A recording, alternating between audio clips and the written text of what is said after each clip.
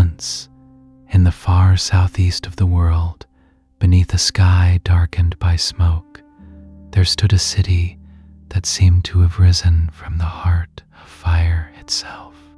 Its towers climbed toward the heavens in black stone and the crimson glow of flame, while its palaces rested upon heated rock with the splendor of a dream and the weight of a nightmare. The deep breath of the 14 flames could be felt in the city's walls, and at night, the ember light seeping through the mountain fissures bathed the domes and terraces of Valyria in a blood-bright majesty. And overhead, within that heavy sky, dragons circled without end. Their vast wings blotted out the sun, and wherever they passed, they left behind not only shadow, but fear. Valyria was not merely great. It stood beyond all measure. It seemed less a capital built by the hands of men than the very might sleeping in the deep places of the earth, clothed in stone, smoke, and blood. Its beauty was not gentle perfection, but peril. Its wealth was not quiet abundance, but hunger without end. Its grandeur inspired awe, yet within that awe there was always some hidden seed of dread. For this was the most formidable civilization the world had ever seen, and perhaps the most terrible. Then, one day, that power, which had seemed eternal, collapsed within a single catastrophe. The mountains split apart, the sky darkened, and fire burst free from its chains. Towers, palaces, dragons, and all the bloodlines that had once commanded them were swallowed between ash and flame. The doom of Valyria was not merely the end of a city, it was the grave of an age. Yet behind every ruin lies a beginning older still. To truly understand Valyria, one must turn not first to its ashes, but to the silence that came before the fire. The first story of Valyria begins not with power, but with hardship, the name that would one day cast fear across the horizons of the world was, at the beginning, neither the heart of an empire nor a land of riches coveted by distant realms. In those earliest ages, the Valyrian Peninsula was more like an extension of the world's severity itself, a far, heavy corner of the southeast, where black stone, hot wind, and smoke bled together, and where men could live only by enduring. Here, the sky was seldom seen in clear brightness, but rather through a haze dimmed by thin veils of ash. The horizon did not open toward the blue distances of other lands, but instead seemed to face the unending breath of some ancient fire rising from the depths of the earth. And within the peninsula stood the terrible mountain chain that had marked the fate of that land from its earliest days, the 14 flames. These mountains were not merely high, they were constant reminders of the power buried beneath the earth. From the fissures of some, embers would seep by night. Others exhaled heavy plongs of smoke. Others still, after long silences, would make the ground tremble ever so slightly. When a man lives in such a land, he cannot trust even stone, for the earth is something that may change at any moment. It may crack, burn, collapse, or erupt. On the Valyrian Peninsula, the mountains were not ornaments of the landscape. They hung over life itself like a dome of threat. In the light of day, they appeared as darkened peaks. But when night fell, the red glow of the fire hidden in their depths revealed that they were never wholly silent, not even in sleep. And so everyone who lived upon that peninsula learned, from childhood onward that the ground beneath their feet was not merely a surface to be crossed, it was a force that carried fury below. The first Valyrians were the people of such a land, small, scattered, weathered by hardship, yet still possessed of no distinction in the eyes of the world. They had no great walls, and their name was not heard in ports across the seas. Their lives were spent more in herding flocks along wind-dried slopes, learning the narrow passes, following water and pasture with the turning of the seasons, and trying to understand the temper of the mountains. They were a shepherd people. There was nothing splendid in their existence, nor did they appear to bear the fate of an age upon their shoulders. In other parts of the world there were older dynasties, more ancient temples, and cities far more crowded. Valyria, in those days, seemed a name written not at the center of history, but along its outer edge, a place that might be known for its harshness, but not for wonder. Daily life upon the peninsula was no easy thing. Here, abundance came as a blessing, not a birthright. There were pastures in certain valleys, else those early peoples could never have endured there at all. Yet, that fertility was neither broad nor peaceful, but fragile. A slope that thrived in one season might be smothered in ash the next. A spring might run clear for many years, only to grow warm without warning, and a pass might be sealed in a single night by falling stone. The air was dry and severe. The wind carried salt from the sea and ash from the interior. In summer, the heat made a man feel that it was not the season alone that breathed against his skin, but the mountains as well. And at night, the warmth held in the stone would slowly be released again, so that even darkness offered no true coolness. To live here meant not so much forging a life in harmony with nature, but learning patience and vigilance against its endless change. For that reason, the first and greatest knowledge of the Valyrians was not the knowledge of war, but the knowledge of survival. To know which line of smoke foretold danger, which faint trembling of the earth might be followed by a harsher convulsion, on which slopes the animals grew uneasy, and in which season a given pasture would remain safe. Such things were worth more to them than gold or glory. Most great histories remember a people for the conquests they made, but some peoples are shaped first by their endurance. So it was with the first Valyrians. What made them strong was not that they yet possessed power, but that they had learned how to live a long time without breaking. Communities raised beneath unending threat come, in time, to bear fear in another way. Fear ceases to be a weight that crushes them and becomes instead a part of their very conduct. Caution becomes their nature. Their silence is not emptiness, but the silence of those who listen. Their gaze turns not toward the mountains themselves, but toward the signs they give. The bond between the people of the peninsula and the land itself was forged within that harshness, while the peoples of other realms sought to tame the earth, to order it and divide it within boundaries. The first men of Valyria were forced instead to yield to the land's caprice. That, too, shaped their temperament. They became as severe, restrained, and enduring as the world they inhabited. They grew accustomed less to fervor than to patience, less to display than to resilience, less to abundance than to frugality. A man raised beneath the shadow of fire does not believe the world to be safe. Every blessing appears to him as something fleeting. Every shelter, every herd, Every season of peace is something that may be taken away.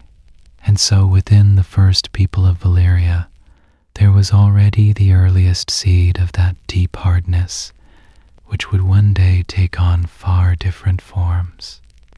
The refusal to believe that anything was ever wholly secure. The constant presence of the 14 flames shaped not only the body, but the mind as well. Generations raised beneath the sight of those mountains could hardly remain untouched by the sense that, in the deep places of the world, there dwelled powers greater than themselves, unseen, yet ever at work. Every people is formed in some measure by the silent lesson of the land it inhabits. Those born in river countries are shaped by the ideas of flow and plenty. The people of the wide plains grow accustomed to openness and motion. Mountain folk are schooled by height and solitude, but in Valyria, the lesson was something else entirely. There, nature revealed not merely height or breadth, but a power that seethed from within, and that, inevitably, placed within the people's understanding of the world a sense of dark depth. There was something beneath the earth, something no human eye could ever wholly behold, yet whose presence could not be denied.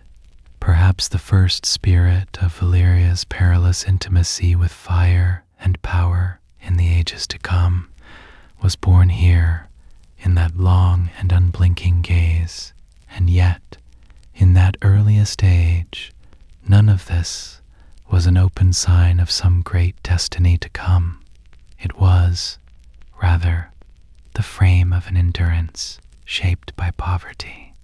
The first Valyrians knew themselves not as masters of the world, but as the inhabitants of a hard and unforgiving land.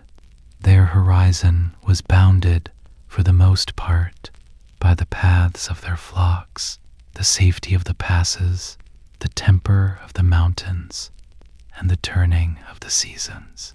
The splendor of great cities lay far from them.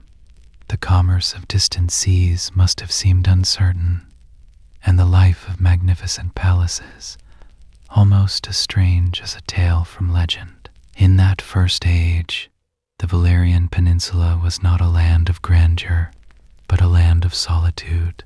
And solitude, there was no ordinary remoteness, but a kind of enclosure ringed about by fire. The mountains, the smoke, the harsh roads, and the forbidding interior cut this people off from the outer world, keeping their lives within a narrow yet intense boundary. In a way, that isolation protected them as well. Peoples who dwell far from the centers of the world often escape the notice of great powers, though the price of such safety is to remain unseen. So it was with the first Valyrians. For a long while they remained invisible.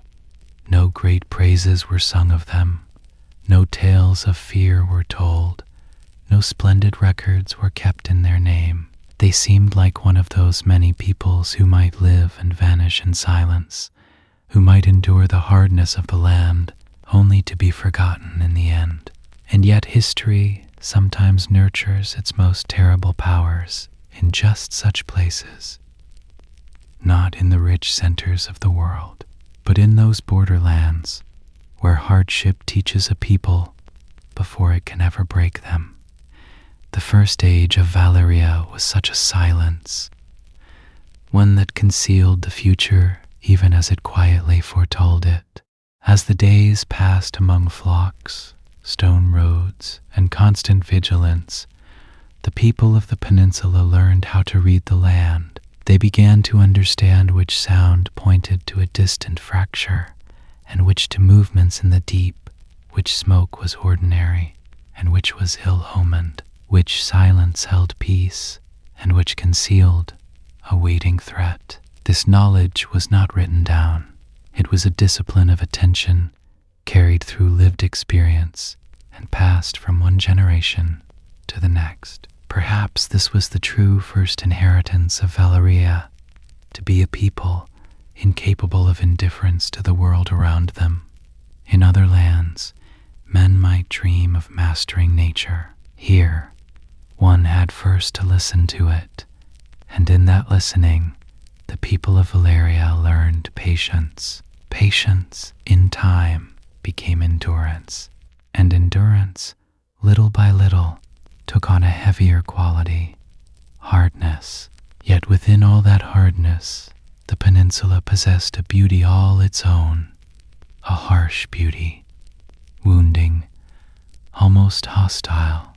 When the sun struck the darkened surfaces of the stone, the land seemed to gleam with the severe harmony of crimson and black. By night, the ember light drifting through the far veins of the mountains gave the horizon a ghostly majesty. Along the coast, when the wind was blowing, a strange contrast emerged between the coolness of the sea and the hot lines of smoke standing farther inland.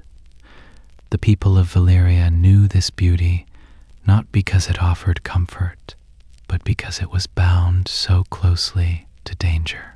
For in that land, most things that were beautiful were deadly as well. That duality had been worked into the spirit of the earth itself. Awe and fear existed side by side. In later ages, Valyria itself would be remembered in much the same way, but that great shadow had not yet been born. For now, it was only the land itself, quietly shaping the character of the future. And so, through the passing of ages, a people whom no one considered great endured upon a land that no one could easily love. They were still shepherds, still small, still standing beyond the reach of the world's great powers, yet the place they inhabited was too weighty to allow for any ordinary beginning. A people raised beneath the shadow of fire could not help but be shaped differently. The hardness of stone, the ceaseless presence of smoke, the wrath of the mountains, and the long discipline of solitude slowly worked an unseen essence into the Valyrians themselves. No city had yet been born. No order of power had yet been raised. The world did not yet speak their name with fear. But beneath and above that peninsula alike, that stern beginning, where stone, fire, and patience were joined as one, had already taken its place. Empires sometimes begin with victory. Valyria began deeper than that, by enduring a harsh land, in a distant corner of the world, among smoke-shrouded mountains and black stone. A people who seemed destined for no greatness were being shaped, slowly and in silence, by a land that did not nurture them, but tested them. And perhaps that was what mattered most, for all the splendor and all the terror that would one day descend upon the world first passed through the silent discipline of this soil. Here, beneath the shadow of the 14 flames, mankind had not yet learned to rule, but it was learning to endure. And at times, that is how the greatest power in history begins. Yet within those long first ages spent beneath the shadow of the 14 flames, it would become clear that the land was preparing its people not only for hardship, but for a darker possibility as well. For the people of the peninsula did not live believing that the mountains gave forth only fire, smoke, and trembling earth. In time, there came a growing sense that within those volcanic depths, another kind of life was hidden. At first, this could not have been known with certainty, but must instead have seemed like a gathering of ominous signs, strange burn marks upon certain slopes that defied explanation, vast bones scattered across the stone, curious fragments of hard shell found at the mouths of caves, great shadows vanishing suddenly in the heights, and at night those muffled, cavernous sounds that came mingled with the wind, yet did not belong to the wind at all. The 14 flames had long been feared, but now, slowly, there began to take shape the thought that within them dwelled not only fire, but living powers that seemed born of fire itself. It is not possible to know with full certainty when and how those first encounters took place. In an age so ancient, it is only natural that fear and memory, observation and legend should have become entwined. And yet, when the surviving fragments are drawn together, it becomes clear that this was neither a sudden triumph nor a mystery swiftly unraveled. The first Valyrians most likely knew the dragon not first as a creature, but as a form of catastrophe. As they saw the smoke pouring from the mouth of a mountain, so too they saw the shadow of wings rising behind it. They saw a pasture burning in the distance, a herd torn apart, the scent of scorching clinging to the stone, and fear itself lifting toward the sky. The dragon entered their world not as a being that could be mastered, but as a moving extension of the mountain's own will. It was as though the 14 flames released the fire they had nurtured within themselves, not only as lava and embers, but in the shape of something fanged, winged, and wrathful. Its terror could not be diminished, for when a man faces any great predator, he can at least imagine that, in time, there must be some way to kill it, trap it, or flee from it. But the dragon was a being that shattered all familiar measure. It was too vast, too swift. It breathed fire. It rose into the sky, then vanished once more into the deep places of the earth.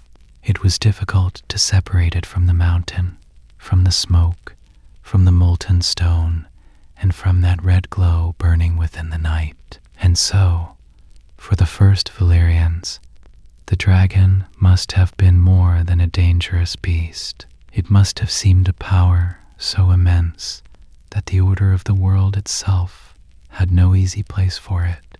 The mind of man does not truly comprehend such a creature at first. It can only begin to circle around the fact of its existence. And here began Valyria's second great transformation. For the first time, the shepherd people came face to face with a power above and beneath their land that exceeded even the reach of their own imagination. At first, the response was most likely one of avoidance and self-preservation. Certain parts of the mountains came to be regarded as ill-omened. Certain passes were abandoned. The paths along which the flocks were driven were redrawn.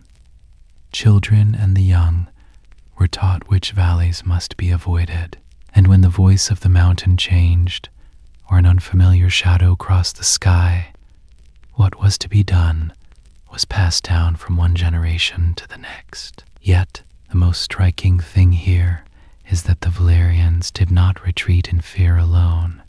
They were afraid, yes, but they also watched. They kept their distance and observed. They remembered the same signs again and again. They began not only to flee from death, but to learn what death itself looked like. What another people might have declared wholly accursed and turned away from, they slowly transformed into a discipline of observation. Perhaps this was possible because of the land they inhabited. For a people raised beneath the shadow of fire, fear was not an unfamiliar feeling, but a burden that could be ordered, carried, and turned into conduct. Those who knew how to read the unrest of the mountains may also have begun to notice that the dragons moved according to certain patterns. The hours at which they appeared, the heights heights at which they circled, the seasons in which they grew more aggressive or more visible, the cave mouths near which the very air seemed to change, the slopes where the stones bore heavier marks of burning. Such details were slowly gathered. Even if this knowledge was never set down in writing, it accumulated in memory, for peoples who know how to survive also know how not to forget what matters. And so the dragon ceased to be a terror that could not be approached in thought, and became instead a mystery that might be studied. It was still dreadful, still deadly, but it was no longer wholly dark. It may be assumed that those first approaches came at a heavy cost, for it is one thing to watch a creature from afar, and quite another to enter its domain. The heat of fire cannot be measured by sight alone. More often, it is learned in the flesh, the bone, and the ashes of those who draw too near.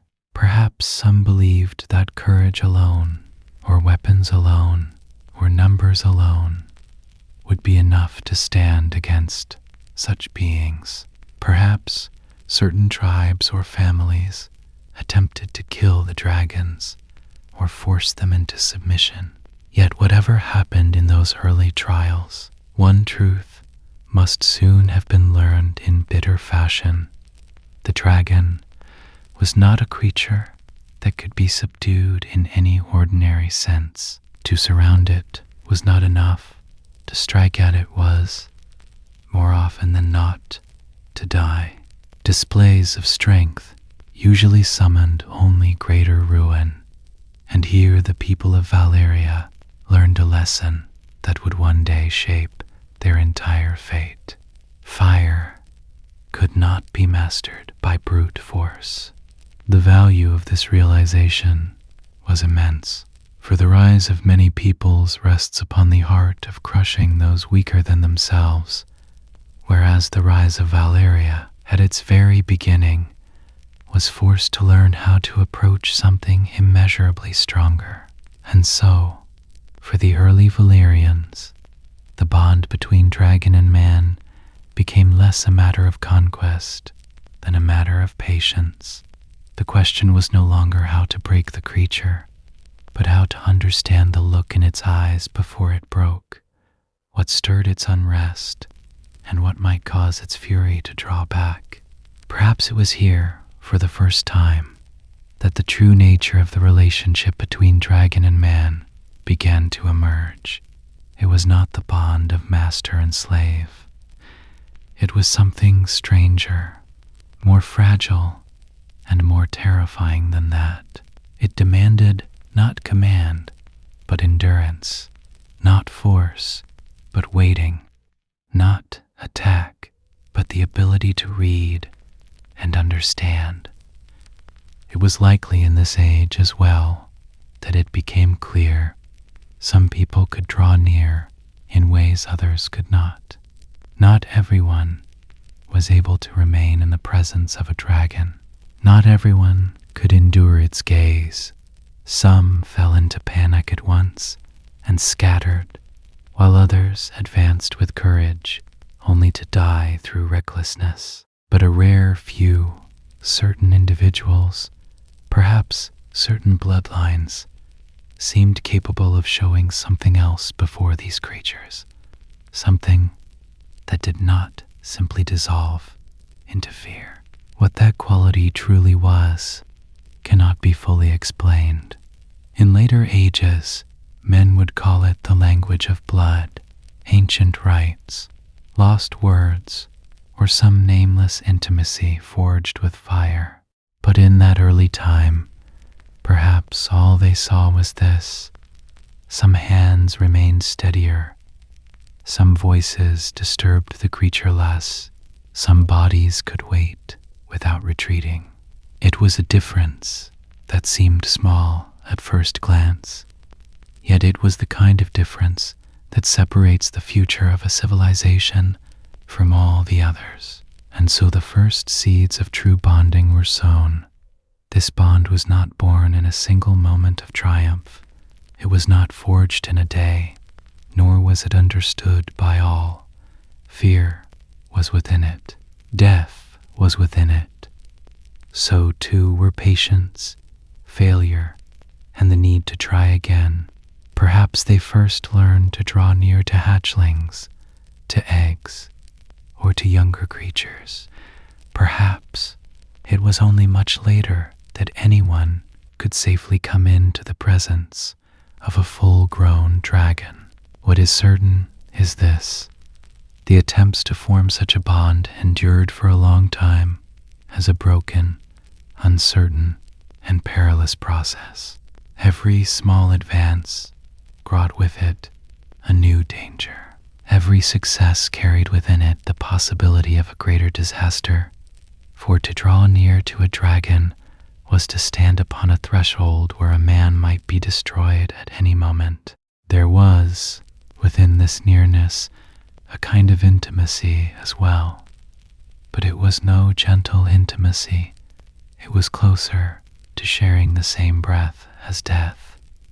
To feel the dragon's heat, to stand beneath its gaze, to sense the change in its breathing, to feel within one's own body that narrow line between fury and acceptance. These were trials beyond ordinary courage, and so it may be that the first bonds between man and dragon were not merely a matter of practical learning, but an ordeal that altered the soul itself. For one who can draw near to such a creature no longer sees the world as he once did. The meaning of earth, fire, fear, and power is changed. He becomes, in some measure, set apart even from the rest of his own people. And here, too, appeared the first shadow of the divisions that would shape Valyria in ages to come. The difference between those who could approach the dragon and those who could not. That difference may not yet have given birth to an aristocracy. The great dynastic names may not yet have existed, nor the lofty towers that would one day rise above the world. But societies begin to divide long before they learn how to name those divisions. If attention had already begun to gather around those who could form a bond with dragons, then one of the oldest political cores in the world had begun to take shape as well. For power creates order around itself even before laws are ever written. So it may have been among the early Valyrians that those who could stand in the presence of dragons were listened to more closely, that their knowledge was guarded more carefully, and that their bloodlines were watched with greater care. This new privilege, born out of fire, had not yet become the form of a state, yet it had already begun to alter the balance within the people themselves. And more important still, the people's understanding of themselves was beginning to change. Those who, only yesterday, had been isolated shepherd communities struggling to survive in a harsh land, were now beginning to sense that they might be bound by fate to a creature unlike any other in the world. Even in those earliest days, that intuition carried something beyond the ordinary consciousness of a simple people. For when man sees that he may do more than merely witness one of nature's most terrible powers, that he may enter into relationship with it, he begins to see himself differently as, well, this is the first spark of chosenness, though it had not yet been spoken aloud, though it had not yet been carved into stone. A thought was already beginning to awaken within the inner world of Valyria. Perhaps these people were not merely men who lived beside fire. Perhaps fire itself had chosen them to be set apart from all others. It is not possible to measure how early this thought arose, or how powerfully it first took hold, but its effect can be felt. For after the discovery of dragons, The Valyrians could no longer remain merely a people concerned with their flocks and their mountain passes. The material harshness of their lives, of course, endured. The stone was still hard, the ash still drifted into the sky, and the mountains remained as threatening as ever. But the meaning of that harsh world had changed. The depths that had once been feared only as places to be avoided were now depths that seemed to hold secrets. The peaks that had once inspired nothing but dread were beginning to appear as the center of destiny itself. For the first time, the 14 flames were being thought of not only as a source of death, but as a source of power. After that, the people of Valyria were no longer wholly the people they had once been. No city had yet risen. No vast conquests had yet begun. The world did not yet speak their name with terror. And yet the change had already begun, and it had begun beyond recall. For sometimes what alters the fate of a people is not victory, but a change in the direction of its gaze. For long ages, the early Valyrians had done nothing more than endure the land. Now, for the first time, they were beginning to believe that they might draw near to the power hidden beneath it and above it. That belief did not tear them at once from the life of shepherds, but neither did it leave them merely shepherds any longer. Thus, the hidden presence of dragons within the 14 flames ceased to be merely a secret of nature and became the fate of a people. The first discovery brought fear. The first approaches brought death, and the first bonds gave rise to both wonder and an ominous kind of hope. For from that moment onward, Valyria could no longer remain an obscure people who had simply learned to survive in a harsh land. They had lived beside fire. Now they were learning to stand beside the children of fire as well. The rest of the world did not yet know this. Perhaps even the Valyrians themselves did not yet fully understand it. But the course of history had already changed. What lay hidden in the dark heart of the 14 flames was not dragons alone. It was the future of a people. After that long, perilous, and dearly bought nearness forged with dragons, the history of the Valyrian people could no longer remain merely the history of survival. For when man learns to live beside one of nature's most terrible powers, he begins to look upon the land he inhabits with different eyes as well. The narrow paths that only yesterday served to guide the flocks now began to seem like the roots of greater movements yet to come. The mountains, once watched with fear, were now imagined as the source of power. The land that had once oppressed man began, now, to take on a face that man dared to shape. Here was born Valyria's third great transformation.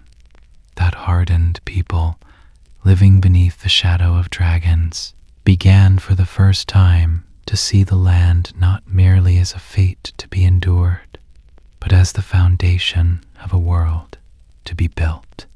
This change did not come all at once. They did not wake one morning to find their city waiting for them, nor did the bond they had forged with dragons suddenly transform them into masters, architects, and rulers. But they now possessed a possibility no people before them had ever held. They could look upon the mountains not only by climbing them, but by flying above them. They could challenge the hardness of stone not only with hammer and hand, but with fire and with darker arts besides. Heights once thought unreachable, chasms believed impassable, volcanic straits deemed forever closed to men were no longer beyond all access. The dragon did not appear to the people of Valyria merely as a creature that would one day grant them supremacy in war. Before that, it changed their very understanding of space. It redefined where men might settle, what they might dare to build, and what height and distance themselves truly meant. Thus, beneath the shadow of the 14 flames, the first enduring forms began to emerge around those scattered communities. At first, these were not yet the fragments of a great capital, but the severe constructions of a growing people, shaped by necessity, safer gathering places, passes strengthened with stone, roads made to withstand the movements of the mountains, settlements raised above the smoking slopes. Yet even these earliest structures were already beginning to differ from those of other peoples, for the men of Valyria could not help but echo the land they inhabited. Their stone was dark, their lines were severe, their heights rose steep and sheer.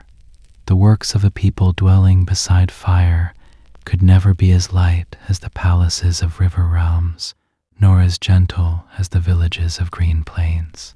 From the very beginning, the language of Valyrian building became kin to the language of its soil. Black, heavy, upright, enduring, and faintly menacing.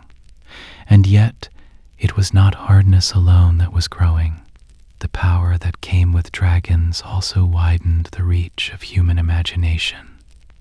A people who had long lived within the limits of flocks, passes, and turning seasons began, for the first time, to think beyond all former measure. To rise high no longer meant merely climbing a mountain. It meant raising a tower. To cross deep chasms no longer meant going around them.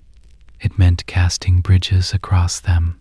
The grim mass of volcanic stone was no longer seen only as a weight to be feared, but as a material that might be worked, melted, and fused together. Fire played a great part in this transformation, but not fire alone.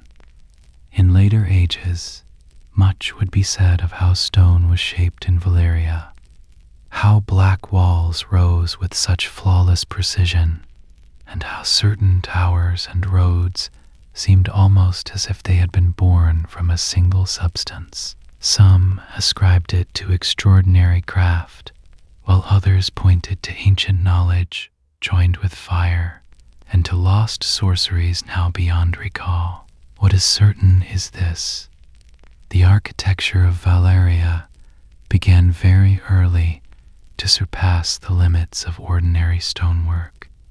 For that reason, the city did not rise like a village, slowly growing larger, but like power itself, taking on a body, first along the feet of the mountains, then upon higher terraces, and then in places more difficult and more daring still, black structures began to appear. Roads were cut across the smoking slopes, and passages were laid not only for men and beasts, but with the breath and strength to accommodate the landing, ascent, and looming presence of dragons. The stones of some of these roads seemed not to have been laid, one by one, but fused by heat itself. Their surfaces, with no clear seams between them, suggested that, even in those early ages, Valyria already worked by methods unlike any other. These roads were not made for travel alone.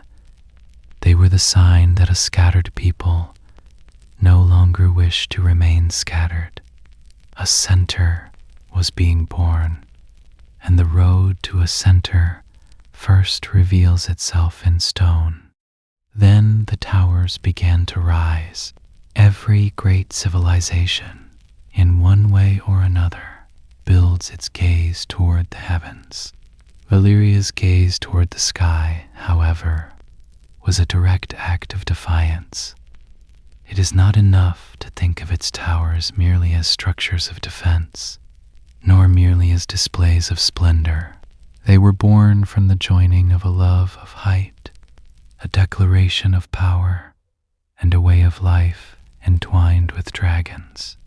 Slender, black, and often rising to a height that felt almost unsettling, these structures did not stand against the natural line of the mountains, but seemed instead to continue it. Some thrust upward from the slopes like spears. Some climbed from broad foundations with a narrowing sense of threat. Others disappeared, half seen, into mist and ash. When a man looked upon such towers, he saw not architecture alone, but will, a will set upon stone, a will that did not seek merely to dwell in the world, but to pierce it upward. By the time palaces and great halls began to rise around those towers, Valyria was already ceasing to be an ordinary settlement. Yet these palaces were unlike the noble dwellings of other lands. They held not warmth, but majesty, not peace, but an almost enchanted tension. In the red light of fire, the black stone would sometimes gleam like glass, and sometimes drink the light into itself like a deep and waiting void. Long arches, broad terraces, lofty halls, and wide courtyards did not offer comfort so much as remind a man of his own smallness. The early palaces of Valyria were likely built not merely for living, but for impressing, overpowering, and making power visible. For a people who had begun to bind dragons into their fate would, in time, do the same with stone. They would draw from it not mere shelter, but the feeling of obedience. Bridges, too, became among the great signs of that rising world. In a land divided by volcanic chasms and severe slopes, to build a bridge was never merely a practical necessity. It was a declaration made against nature itself. The dark arches stretched across the deep voids, opened beneath the shadow of the 14 flames, showed that Valyria no longer accepted the limits of the earth. To cross above a chasm rather than winding around it changes the very relationship between man and place. And the Valyrians did precisely that. They bound their roads together, joined height to height, and even when they could not abolish danger, they made it something upon which one might set his foot. This was not only an achievement of engineering, but a psychological turning point as well. For once, man begins to cross the abyss, the fear he feels before it begins to change. At every stage of this growth, the silent shadow of dragons could be felt. The city was unthinkable without them. Its high terraces, broad landing grounds, open elevations, mountain-facing passages, and the extraordinary scale of the entire urban design all revealed that Valyria did not live beside ordinary beasts, but besides immense creatures that breathed fire. For that reason, the city was not built according to the physical measure of men alone. It grew according to a broader, higher, harsher, and more daring scale. Its plazas existed not only for the crowds that walked upon them, but for life lived beneath the shadows descending from above. Its terraces were designed not merely for the sake of the view, but to answer the reality of the Dragon Age itself. Here, for the first time, Valyria began to appear as a shared civilization of stone and flame. Yet within all that splendor, an unrest was always concealed, for the city was raising its seat of power in the very place that could one day destroy it. Smoke still climbed into the sky. At times the earth could still be felt, trembling beneath the feet. The deep rumblings of the mountains could still be heard, and by night, the fissures in the distant peaks still burned a vivid red.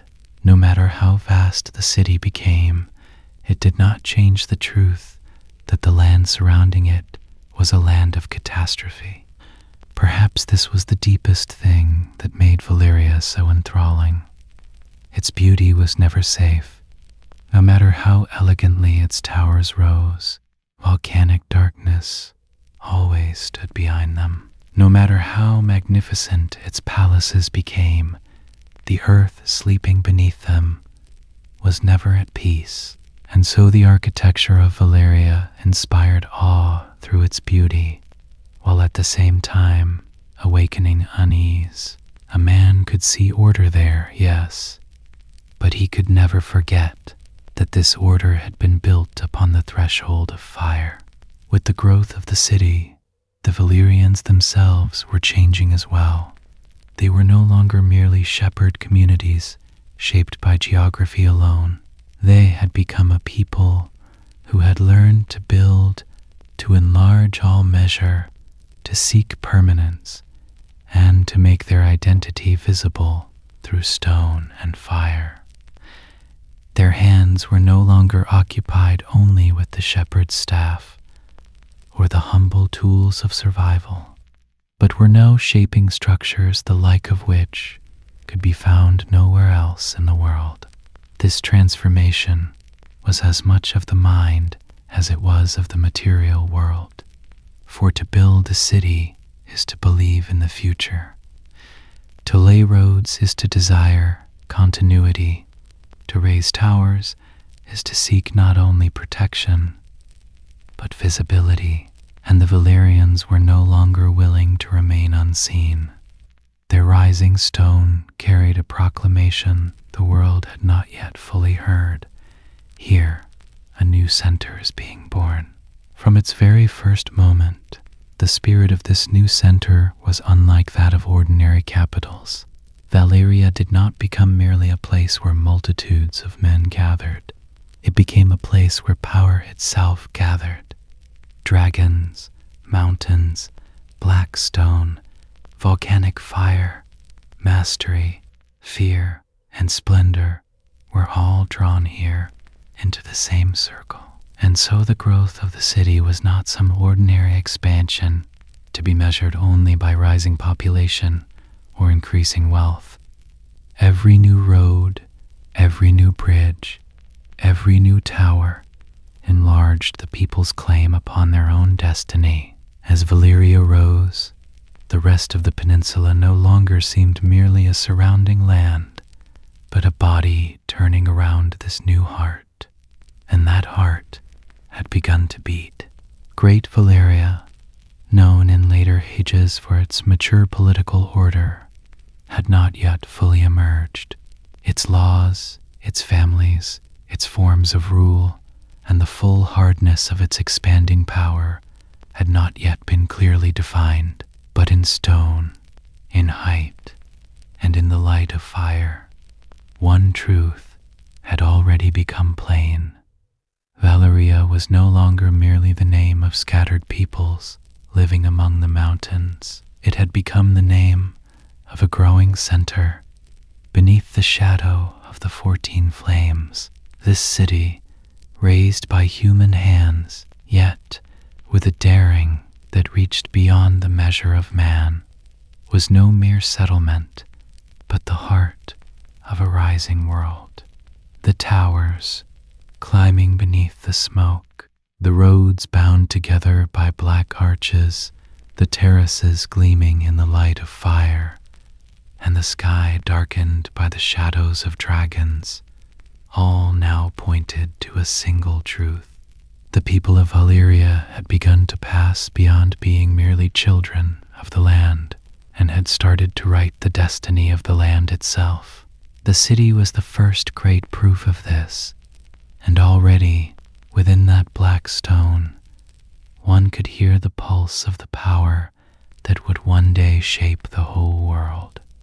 As the city rose and made itself visible through stone, fire, and will, the people who dwelled within it could no longer remain merely scattered communities gathered in the same place.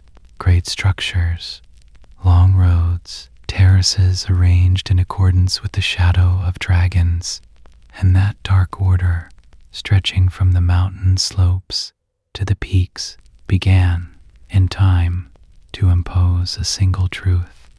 A power of such weight could not remain in scattered hands for long. For as the city expanded, the will that governed it had to expand as well. Thus began Valyria's fourth great transformation. The center that had first revealed itself in stone was now taking on a body in politics as well. And this new order did not come into being in the manner of ordinary kingdoms. In other realms, power was most often gathered into a single house, a single crown. The will of a single ruler descended from one bloodline. In Valyria, however, the rising power took shape from the beginning in a form both more scattered and yet enclosed within a narrower circle. For here, the true measure of supremacy was not wealth alone, nor armies, nor even the claim of lineage. It was the dragon. As the city grew, the divisions within the people who lived beneath its shadow had deepened as well. The difference between those who could draw near to the dragon and those who could not, between those who merely watched it from afar and those who could bind their fate to it, had begun to produce not only awe or fear, but political weight as well. In time, that difference became the very core of every form of superiority in Valyria. The Dragon Lord bloodlines first began to rise in ways not yet fully visible. The safety of the city, the oversight of the mountains, the guarding of the high passes, the great works of building carried on beneath the shadow of fire, and above all, the power of deterrence they held over other lineages, all strengthened their hand. Even if a true ruling class had not yet emerged in its complete form, it was inevitable that the most important decisions of the community would begin, little by little, to gather around the same families. For no matter how greatly a city may grow, there are always grave questions waiting at its heart. Who will decide? Who will defend? Who will dare to object? In Valyria, the answers to those questions were turning more and more toward the same source, toward the dragon.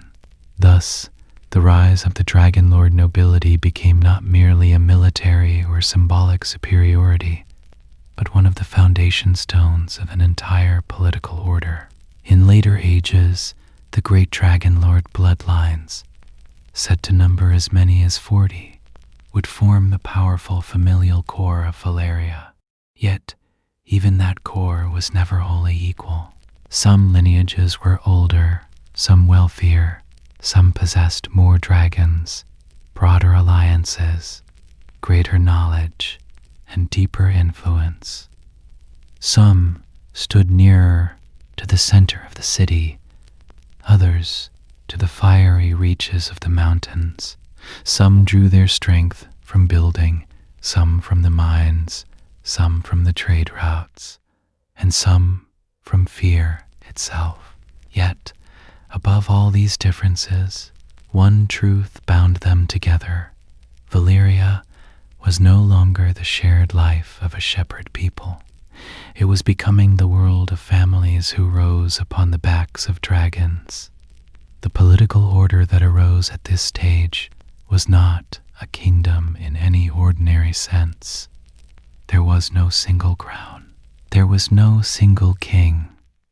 Nor was there any absolute throne belonging to one ruling house alone. From the beginning, Valyria took shape as an order of powers ruling together, yet always measuring themselves against one another. For that reason, the birth of the freehold was not the rise of one man, but a regime of supremacy, woven around a common center by many powerful families.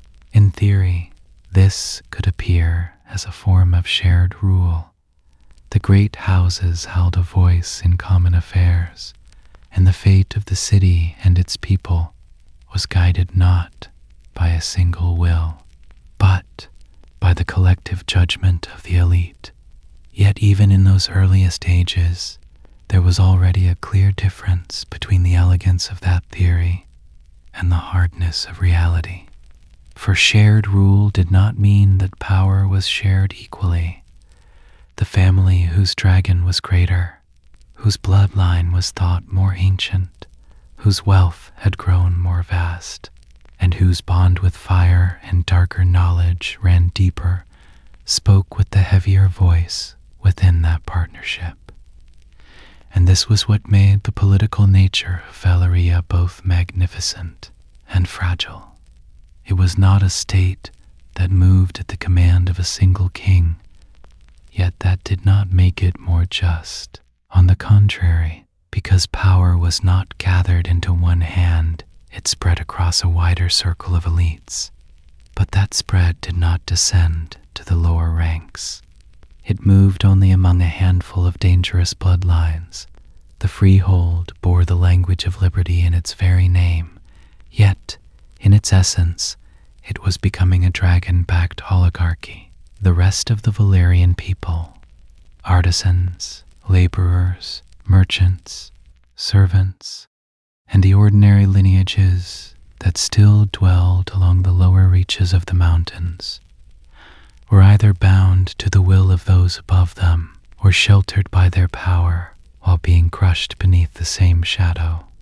Power seemed, in appearance, to belong to all. In truth, it was gathering into fewer and fewer hands. The rise of these families did not stem from their dragons alone. The dragon opened the gate to supremacy, but other forces were needed to keep those who entered securely within. Wealth was one of them. As the city expanded and its roads stretched farther, resources, mines, worked stone, production, distant connections, and the first currents of trade began to gather in the hands of certain families. A dragon lord bloodline did not merely hold the advantage in war. It also came to command more land, direct more labor, oversee more construction, promise greater protection, and thus gather greater obedience. The second force was the prestige of lineage. In Valyria, power gradually came to be measured not only by who a man was in the present, but by whom he came from. It began to matter which families had forged the deepest bonds with dragons, which blood was thought more attuned to fire, and which houses preserved their ancient intimacies with greater care. In time, this gave rise to a dangerous understanding of nobility, in which power and blood became entangled in both political and biological form. The third force was knowledge. Even if the full depth of the magical and cultural systems that would later shape the daily life of Valyria had not yet fully emerged, it must already have been clear in those early ages that certain families possessed greater knowledge of fire, stone, building, dragons, and the old ways than others. This knowledge was not valuable merely because it was useful. It also carried political weight, for in societies where knowledge is kept as a secret, the power of those who hold the secret is always greater than it appears. So it was in Valyria. The knowledge of how to draw near to a dragon, how to command it, how to shape the stone of the city, and how to pass power from one generation to the next did not become an inheritance equally shared by all. It became a form of capital, guarded, cultivated, and woven into authority within the circles of certain families. As the city developed, these families ceased to be merely privileged bloodlines and became a ruling class. The ties between them, though not as naked as open war, were filled with silent rivalries, for the idea of shared rule can endure only so long as the balance of power has not become so uneven that one force can utterly destroy the others. In the first centuries of Valyria, the great families were both dependent upon one another and suspicious of one another. None was secure enough to reduce the whole order to its own will alone.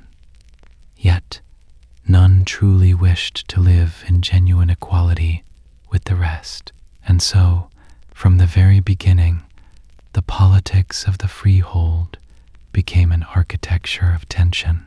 From without, it appeared magnificent, the partnership of many great houses, a broad understanding of power that surpassed the narrowness of a single crown, an order complex enough to sustain not merely a city, but an entire civilization.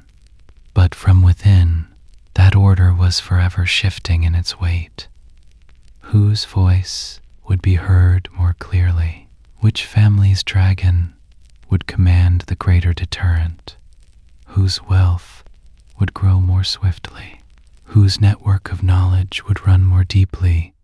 Whose daughters, sons, and blood ties would forge the next balance? The politics of Valyria entered into these questions from the very moment it was born, and perhaps the most ominous truth of all was this: the tension was not a flaw in the order, but its very essence. For the freehold was born not from the peaceful harmony of a common mind, but from the coexistence of powers forced into balance. The strength of each family restrained the others, yet at the same time provoked them. Because there was no crown, every powerful house carried within itself a kind of crownless sovereignty. Because there was no king, many lesser instincts of rulership were compelled to dwell within the same center. This gave Valyria an extraordinary flexibility. It was not so fragile that it could be broken by the fall of a single house. The partnership of many powers helped it expand and endure. Yet that same structure also nourished the seeds of internal strife from an early age. For many Dragon Lord bloodlines could live beneath the same sky, but the shadow of that sky never carried true peace. Within this early political order, the rest of the Valyrian people also found their place, though not at the center, but at the edges. The city was growing through their labor, the roads were stretching through the burdens they carried, and the great order raised around the fire was shaping their lives as well. Yet, decision was passing into the hands of fewer and fewer. Power was being legitimized through blood, secured through wealth, sanctified through the dragon, concealed through knowledge, and polished by the idea of shared rule. For that reason, the rise of Valyria was not merely an architectural or military ascent. It was also a political ascent, in which inequality was being established in a subtler, more organized, and more enduring form. And the greater the city grew, the deeper became the invisible distance between those above and those below. Yet this inequality was not established through the open language of fear alone. It also gave rise to a kind of enchanted awe, for the Dragon Lord families were not merely tyrannical. They carried a grandeur that seemed to exceed the measure of ordinary men.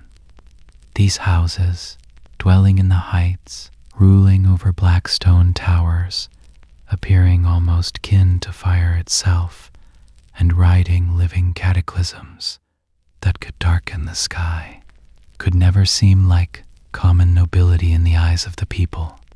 They were something half earthly and half ominous, and for that very reason, the ruling nobility of Valyria felt like more than a political class. It seemed almost like an ontological division. Those above were truly above, not only in rank, but in spectacle as well. Their homes stood higher, their dragons were more visible, their wealth gleamed more fiercely, their nearness was more dangerous. And so the political order of Valyria could be read even in its stone. Just as architecture made power visible, power in turn shaped society layer by layer. In time, the city and the political order became inseparable. Valyria was no longer merely a wondrous capital wrought in fire, but a center where the great families gathered, contended, bargained, and ruled together.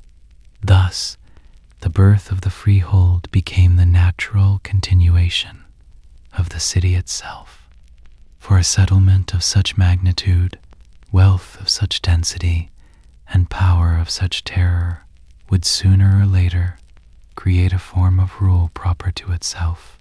And Valyria did exactly that, by rejecting a crown, yet drawing together many crownless powers, by refusing to found the rule of a single palace, yet bringing many houses to the same political summit, by appearing free, while keeping power confined within a very narrow circle. From that moment onward, Valyria ceased to be merely a city of wonders. It had become a civilization whose supremacy rested not only in stone and dragon, but in inequality made into institution. Its power no longer lived only in what could be seen. It lay also in how it was governed, in who was permitted to decide, in who could speak from a greater height, and in whose dissent was smothered before it could even begin. This order carried within itself a fragility equal to its grandeur. For the partnership of mighty families can give birth to a mighty ascent, yet that very greatness can also one day drive cracks into the heart of the same system. And yet, in that early age, what could be seen was not fracture, but ascent. The dragon lord nobility was rising with the city itself. The center of Valyria was becoming heavier, richer, and more fearsome, while the frame of the freehold was taking shape with the hardness of black stone.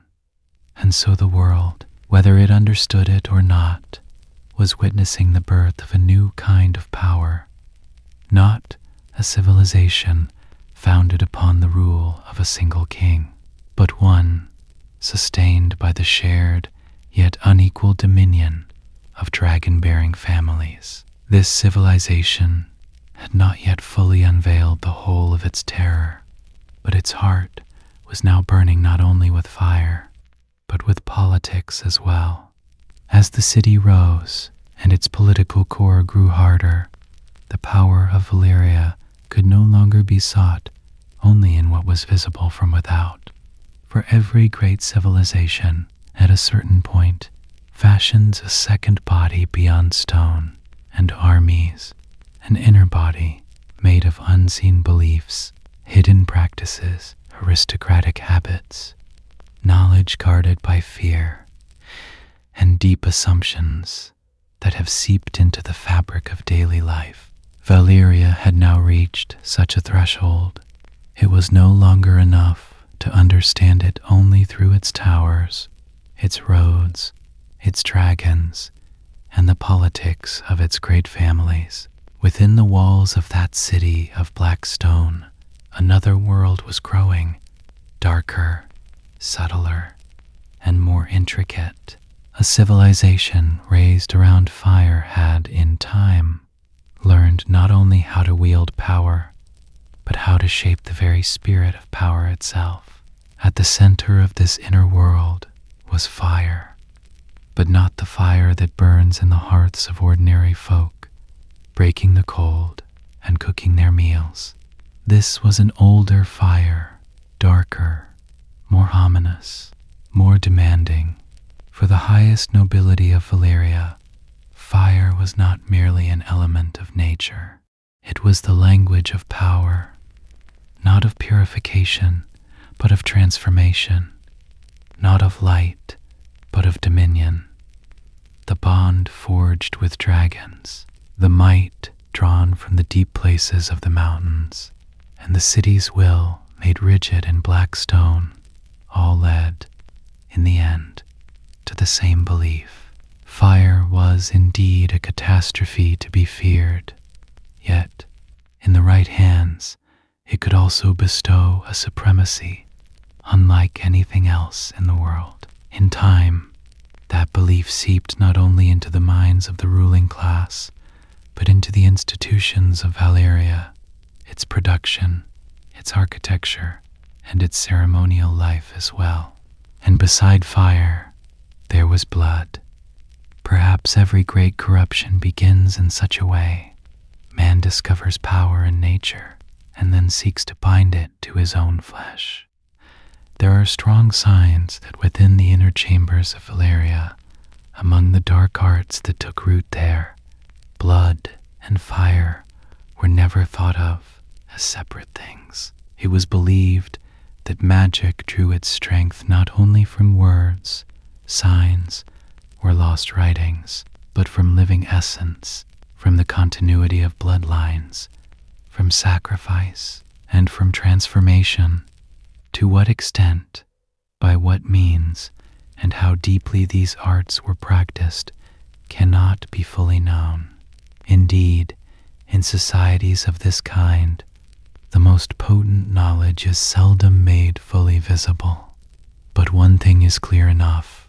The power of Valyria was not built upon ore, stone, and dragons alone. In its deepest foundations there also lay a vision of sorcery, bound to price, bound to the flesh, bound to bloodline and sacrifice. This was more than a simple belief. It was a principle of order. For in Valyria, power was most often raised upon unseen costs. For that reason, fire magic and blood magic may be understood not as two separate domains, but as different faces of the same civilization. One compels the power of the mountains, the nature of dragons, the transformation of stone, and the very substance of the world. The other adds to that force the blood of man, the living body, and the will of dynasties. Thus, the sorcery of Valyria became not merely an object of mystical curiosity, but a direct instrument of political and social power. Just as the city bore surfaces too flawless to be explained by ordinary stonecraft alone, so too the bond forged with dragons seemed too deep to be accounted for by taming alone. It is here that magic, in Valyria, ceases to be some hidden deviation lingering outside daily life and becomes instead a truth woven into the very fabric of the civilization itself. The blood of the high families, the shaping of stone, certain rituals, certain forms of protection, certain secret instruments, and certain fearful continuities all turned around the orbit of this unseen knowledge. Valyrian steel was much the same. In other parts of the world, swords were forged, ore was worked, and iron was hardened in fire. But Valyrian steel was not merely a finely forged weapon. It was the material trace of an entirely different order of power. Its lightness, its sharpness, its durability, and that almost stubborn resistance it showed against the wear of time all seemed too advanced to be explained by ordinary craftsmanship alone. It has long been thought that the methods of its forging involved not only heat, but words, secrets, and perhaps heavier prices besides. The exact process has been lost, and in truths such as these, the last thing to vanish is always the result, while the first thing to disappear is the method. Yet the very existence of Valyrian steel is enough, by itself, to reveal something essential. Valyria did not merely use the material world, it transformed it. It went beyond turning iron into a weapon and seemed to give it an altogether different nature. This was the summit of mastery, and at the same time, it was a dangerous kind of pride. Glass candles were another sign of that inner world, silent, cold in appearance, yet believed to carry meanings beyond ordinary light. Those black objects seemed to symbolize Valyria's desire to overcome both knowledge and distance. Much that is said of them remains wrapped in mist, for such instruments almost always gather both wonder and legend around themselves, and yet the mere memory of their existence is enough. For any civilization that could create or wield a glass candle must have understood fire not only as something that burns, but as a force that can carry messages, perceive, and reach across the void. And that reveals much about the way Valyria understood magic. To them, it was not some priestly oddity pushed into distant corners, but a tool that, when gathered into elite hands, could bend distance, matter, and the limits of man itself. Yet the true inner face of a civilization is revealed not only in the things it creates, but in the way it seeks to preserve itself. In time, the Dragon Lord elite of Valyria came to treat not only politics, but their own blood as a matter of state. The rise of the families who could bind themselves to dragons soon sanctified the idea of guarding the bloodline itself.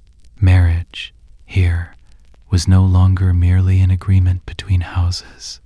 It became a means of preserving the purity of power. Close kin marriages, unions between siblings, and the deliberate protection of ties within the bloodline came to be treated, in the highest strata of Valyria, almost as a natural political necessity. Even though to other societies they would have seemed ominous, even perverse. Behind this lay two great fears. First, that dominion over dragons might be diluted, and second, that the blood of the elite might become ordinary. Power does not seek only to be won. It seeks to reproduce itself, to seal itself off, and to pass onward without corruption. And that is precisely what the nobles of Valyria did. Polygamy arose from that same world as well, for in the eyes of the high dynasties, marriage was less a private bond of loyalty to a single spouse than a means of multiplying power, weaving alliances, and securing the strategic continuation of the bloodline. Family, here, was not so much an emotional union as a method by which will extended itself. For a dragon lord, a child was never merely a son or daughter, but the continuation of the line, the future claim to the dragon, the added weight of the house, and the enduring shape of the blood itself. And so, even if love or intimacy existed within the elite of Valyria, such things often remained secondary within a far greater system. What mattered most was the secure transmission of power, that the blood should not be mingled, that the line should not be broken, that supremacy should not seep downward. These ceased to be the private obsessions of a single dynasty and became instead an invisible commandment governing the entire upper stratum of the civilization. Behind this obsession lay not only politics, but an entire view of the world. In time, the Dragon Lord elite came to see themselves as different from ordinary men, not merely in degree, but in kind.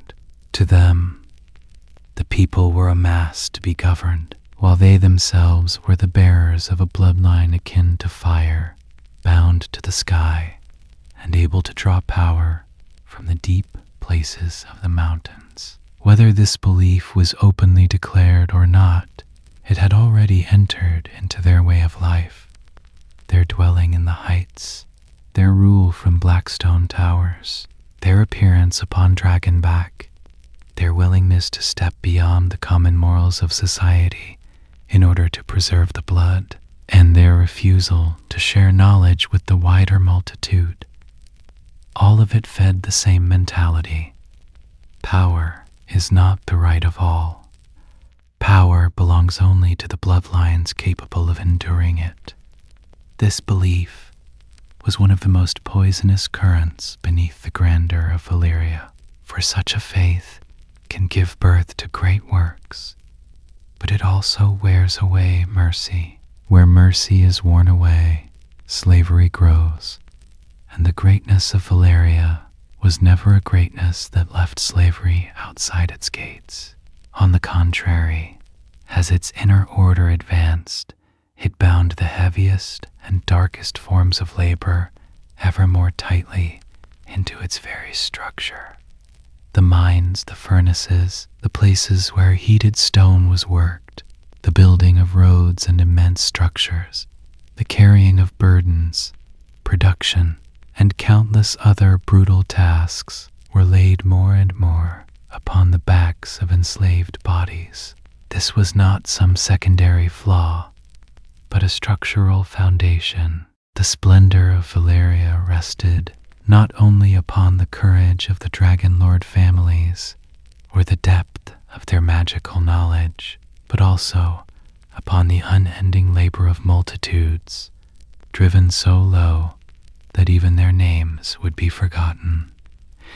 The lives of those who worked nearest the fire, and the mountains especially, must have been valued not by the measure of a human lifespan, but by the measure of a resource meant to be consumed. For when a civilization of such scale becomes intoxicated by its own power, it will, in time, begin to treat man himself as no more than a usable substance, like stone or ore. This slavery created not only an economic order, but a mental order as well. The habit of those above seeing themselves as superior and those below as merely usable strengthened the dark morality that lay beneath all the great achievements of Valyria. If, for the Dragon Lord elite, it seemed natural to shape the world, then it soon began to seem just as natural to shape men as well, to uproot them, chain them, and drive them into the service of fire. Thus the high refinement of the civilization and the savagery within it became bound ever more tightly together. On the one hand, flawlessly worked black stone, peerless blades, smoke-veiled terraces, halls gleaming in the light of fire, and the splendor of lost knowledge. On the other, bodies crushed beneath that beauty, multitudes forced into labor, and lives whose very names were not spoken with respect. This alone is not what made Valyria wondrous, nor what made it terrible. What truly made it shattering was that both were true at once. For here lay Valyria's greatest contradiction. It was, in truth, a brilliant civilization. It was not some blind barbarism built upon fear alone. It knew how to build. It knew how to transform. It knew how to learn, to preserve, to refine, to enlarge, to press upon the substance of the world itself. Its architecture inspired awe. Its steel had become legend. The bond it forged with dragons had created a supremacy unmatched in the history of the world. And yet, that same Valyria did not hesitate to lay the cost of its brilliance upon the backs of others, to guard its own blood with something close to reverence, to turn magic into a dark extension of power, and to make suffering seem ordinary in order to justify its dominion. Here, beauty and corruption were not enemies of one another. They were two faces of the same design. For that reason, to step into the inner chambers of Valyria is not merely to witness an advanced civilization. It is also to see how high refinement and deep moral decay can exist side by side. The light moving through those black stone walls carries not elegance alone, but threat as well.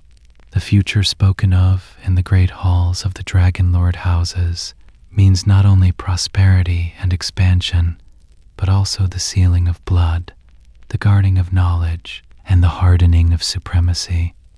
Here, the dragon is not merely a symbol of power, but a line of division set at the very center of society. Valyrian steel is not only proof of supreme mastery, but also a silent witness to forgotten costs. Glass candles are not only signs of the hunger for knowledge, but part of a will to control that recognizes no boundary. And slavery is not merely a shame standing off to the side, but the hidden engine laboring beneath the whole structure. Thus, the city did not merely grow, it deepened. As its politics hardened, so too did its inner spirit grow more concentrated. At the tables, in the bedchambers, within the marriages, the education, the secrets, and the fears of the highest class, the same belief was repeated again and again. Power must be preserved. Fire must not be lost. The blood must not be thinned. Knowledge must not be opened. Those below must know their place. In time, this repetition became more than habit. It became the inner law of the civilization itself.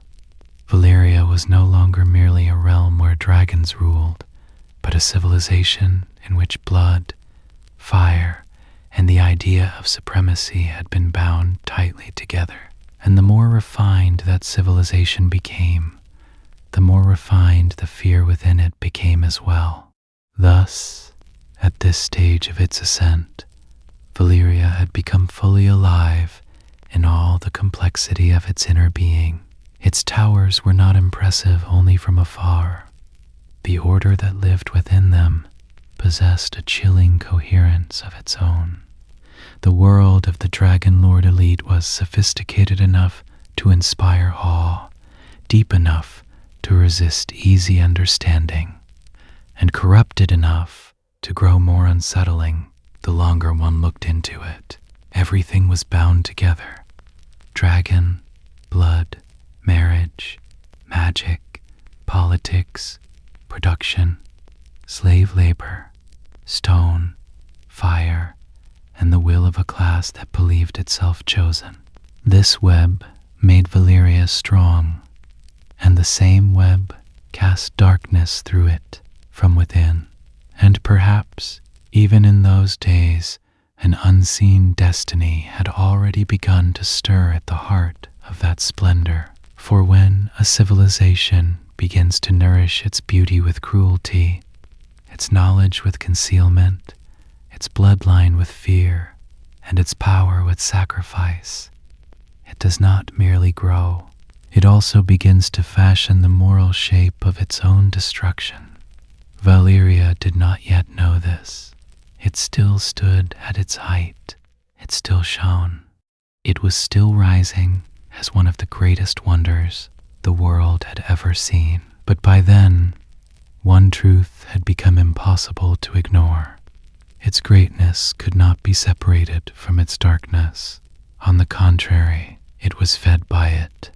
As the inner world of Valyria hardened around fire, blood, stone, and the idea of supremacy, the power of that civilization could no longer remain confined within its own mountains and its own walls. Every great civilization must, at some point, confront the outer world. Yet some are merely tested in that encounter, while others come to know themselves there for the first time. So it was with Valyria, the city that had grown within black stone, the shared yet unequal order of the Dragonlord bloodlines, the wealth deepened by slave labor, the confidence sharpened by sorcery, and the elite class that believed itself chosen. All of it was, in the end, compelled to push beyond its own horizon. This was not merely the expansionist hunger of wealth. It was the moment when a civilization sought to impose its sense of power upon the rest of the world. And the first great trial that stood before it was no small or easy foe, but a power older than itself, more deeply rooted, and already heavy with the weight of history, the Giscari Empire. Gis had been great long before Valyria. Its power did not rise from dragons, but from disciplined armies, mighty walls, an ancient urban order, and the habits of empire rooted through long centuries. While Valyria was still a new force rising beneath the shadow of volcanoes, Gis was already an old center that had long been mustering armies, ruling cities, and extending its will into distant lands. Its military strength could not be dismissed. Its legions were formidable. Its cities were strong. Its traditions of rule were firmly established. It saw itself among the ancient masters of the world, and it was not wholly wrong to do so. For that reason, the first great clash between Valyria and Gis was no ordinary border conflict. It was the meeting of two different visions of the world, one forged through the discipline of an older order, the other through the new power born of fire, dragons, and a rising oligarchy of elite bloodlines. One had taken its place in history long before. The other was preparing to change the shape of history itself. The tension between these two powers did not suddenly erupt into a final collision. At first, it took shape as rivalry. Their spheres of influence, their routes of interest, their channels of trade, and their circles of prestige began to draw closer to one another. Valyria was no longer remaining an inward-looking civilization of fire, and the Giscari world could hardly be expected to watch the rise of so new, yet so audacious, a power with indifference. First came the lesser frictions, the mutual weighing of strength, the testing of power. But by the very nature of the two civilizations, it was almost impossible for this to settle into any lasting balance. An ancient empire like Gis could not accept, with honor intact, the sharing of the field, and a power like Valyria, growing ever more certain of its own ascent, would have regarded retreat as weakness, and so war became inevitable. The chronicles remember this long struggle as having unfolded across several great phases of war, though the exact number and many of the details have been blurred in places by the mists of time. The broad line remains clear. In the first clashes, Gis likely did not yet regard Valyria as a world-shaping threat in the fullest sense, but rather as a dangerous, though still containable, rival. Nor was that judgment wholly foolish, for the power before them was not yet the vast empire it would later become, but a force still in ascent. Valyria, too, in its first great trial beyond its own borders, may not yet have fully grasped how profoundly the advantage of dragons would transform the nature of war itself. And so those first wars were fought, not only for land or influence, but to determine what war itself would now become. Before long, the old measures of battle by which the world had lived began to break apart, for the dragon was not merely a new force added to armies. It was changing the very logic of war. The disciplined infantry of Gis, their dense formations, and the strength of their city defenses had given them mastery over many rivals through long ages. Walls, soldiers, and discipline were the old world's surest guarantees. But when fire could descend from the sky, the meaning of stone itself began to change. A ruin that flew did not merely overcome high walls. It reached beyond them. Armies standing in tight ranks upon the battlefield could not hold their order before dragon flame. A city expected to endure a siege for months was tested in an altogether different way when fire came suddenly and from above. The power Valyria wielded in those first great wars brought not only tactical superiority, but a shock on the scale of civilization itself. For the first time, the world beheld that man could wage war from within the sky, and yet this superiority did not bring effortless victory at once. For Gis was no ordinary enemy. They were ancient, stubborn, and disciplined. Even in the face of the terror unleashed by dragons, they did not collapse immediately. They continued to raise armies, defend their cities, and recover wherever they had been beaten back. Valyria, in turn, was forced each time to become greater, more coordinated, and more merciless than before. It was in these long wars that Valyria first forged the true habits of empire. In the early clashes, it had been a rising power seeking victory. With each new war, it became something else, a power that could reorganize itself, expand the scale of its campaigns, bind its elite families more tightly around a common aim, and place the cost of war more systematically upon the backs of others. To defeat Gis, dragons alone were not enough. One had to become a civilization built for conquest, and Valyria learned how. With each new war, the same truth grew clearer. The strength of Gis was nourished by the greatness of the past, while the strength of Valyria was fed by the terror of the future. The more endurance the Giscari armies displayed, the more resolutely the Valyrians turned to fire. And as the resistance dragged on, mercy diminished. Cities began to be burned, not only to be taken, but to serve as a warning. At that point, the war ceased to be a measured contest between two states and moved toward a logic of destruction that reached beyond merely breaking the enemy's political will. For Valyria wanted not simply the submission of Gis, but its shattering, so complete that it could never again lay claim to being an ancient center of power.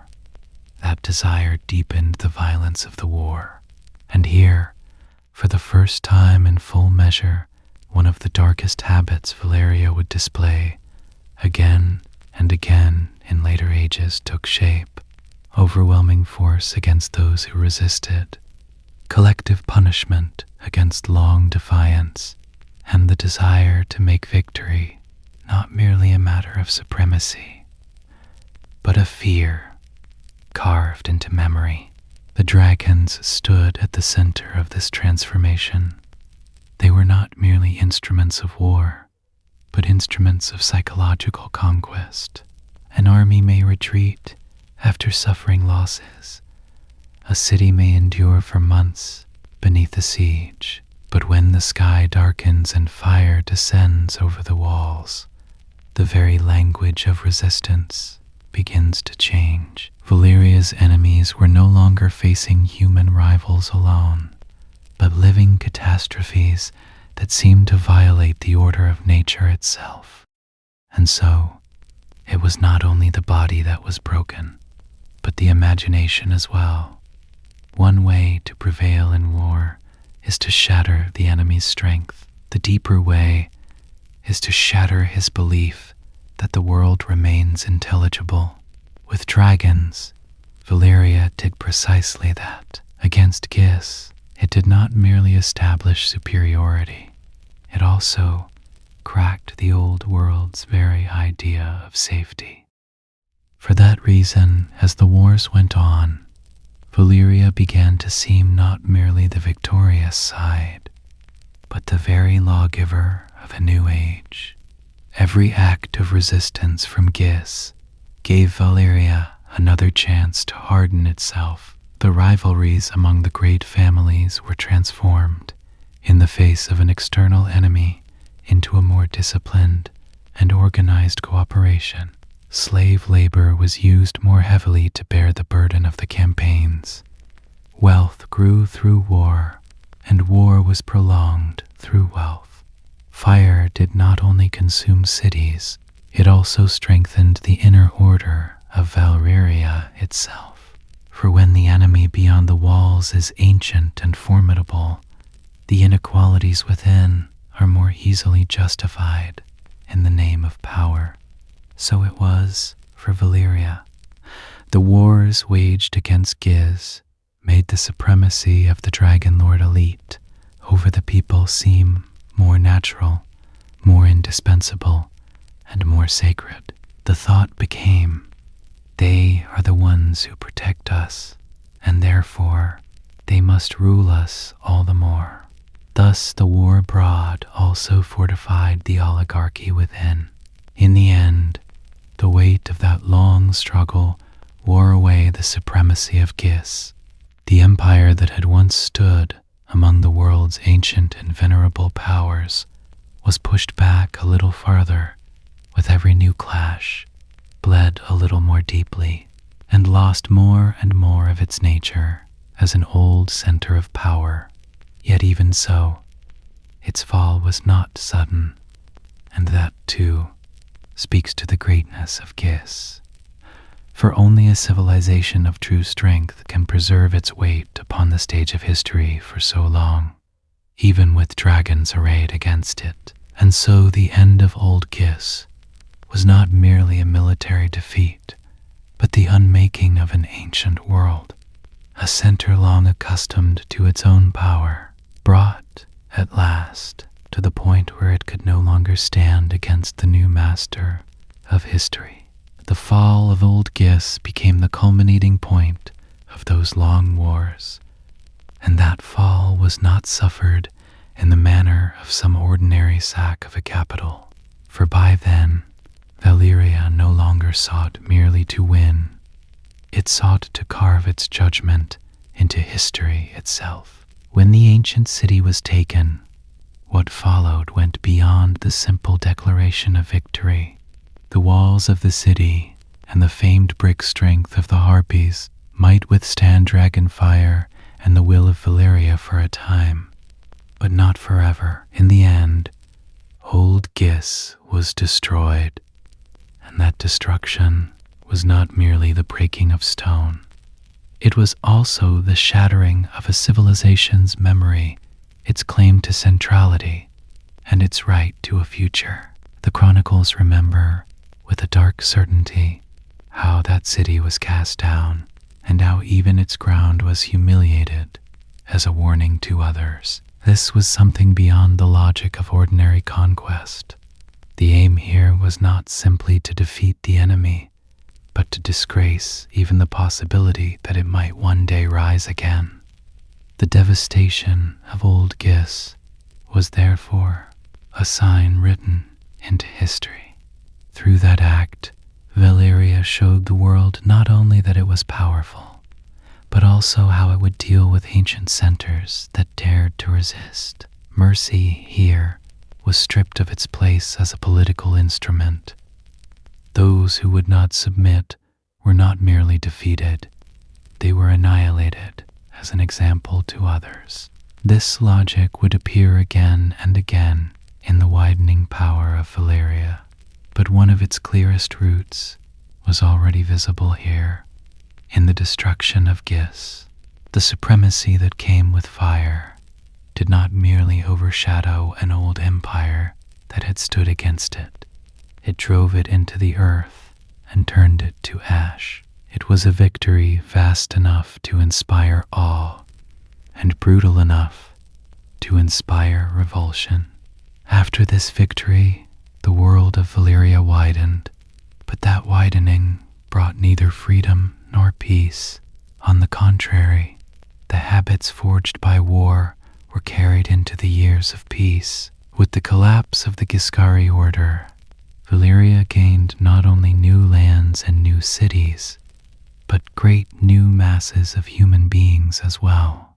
Slavery became even more firmly institutionalized. Prisoners of war, defeated peoples, the labor of conquered regions, and bodies torn loose from the old order were all bound into Valyria's expanding system. Thus, slavery, already a harsh structure within the civilization, grew into a far broader imperial mechanism. It no longer served only the production of the city or the wealth of the high families, but became a lasting foundation of foreign conquest as well. Victory was giving birth to new chains.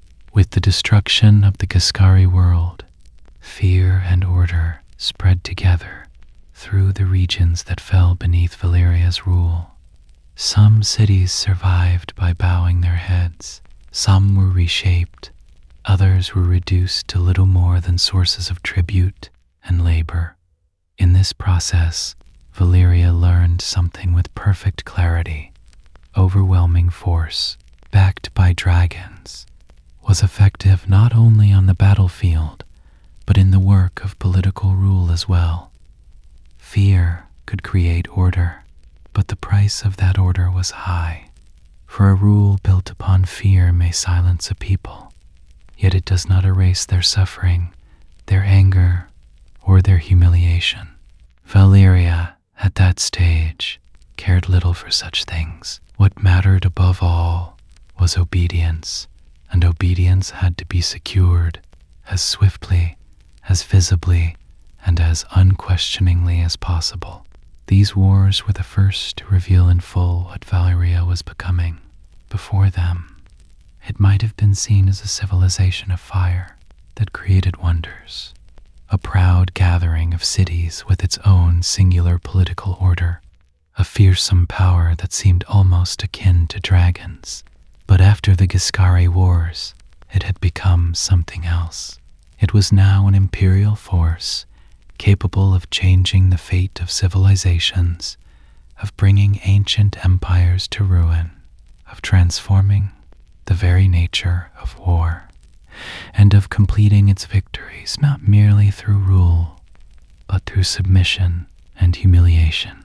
This was a transformation not only in the eyes of the outside world, but within Valyria itself. For every great conquest alters the conqueror as well. As Valyria burned Gis, it made its own methods permanent. Overwhelming force was no longer an exception, but a model. Mercilessness toward resistance was no longer a moment of fury, but a principle. The expansion of slave labor was no longer a temporary expedient, but a natural extension of the order itself. And victory was no longer understood merely as superiority, but as the right to pronounce judgment upon the world. For that reason, the wars with Gis were more than Valyria's first great trial beyond its own borders. They were also the first great mirror in which its moral and political character was fully revealed. And what that mirror showed was not grandeur alone. Grandeur was there, certainly. Dragons darkening the sky, the emergence of a power capable of defeating an ancient empire, a military revolution on a scale the world would rarely witness again. But in that same mirror, other things could be seen as well. Cities reduced to ash, peoples broken, bodies bound in chains, fear becoming the language of politics, and mercy, in the name of greatness, coming more and more to be treated as a luxury. It was through these wars that Valyria, for the first time on the scale of the world itself, attained its true nature, a power in which wonder and terror were bound together beyond all separation. The new order that rose upon the ruins of old Gis was not merely the end of an enemy, it was a proclamation, carved into stone, of the path Valyria would follow from that day forward. Ancient powers that resisted would be crushed. Dragons would remain the decisive force of war. Victory would demand not only land, but human lives as well. Slavery would sink more deeply into the veins of the widening world, and Valyria would come to see itself no longer as merely a civilization in ascent, but as a center with the right to determine the fate of other civilizations. From that point on, the world could no longer think of Valyria as only a distant city of wonders. It had become a new form of imperial power, written in fire. The Giscari Wars had proclaimed that truth in blood, in ash, and in wings that darkened the sky. And so Valyria stepped fully out from the shadow of its own mountains and began to fall across the world.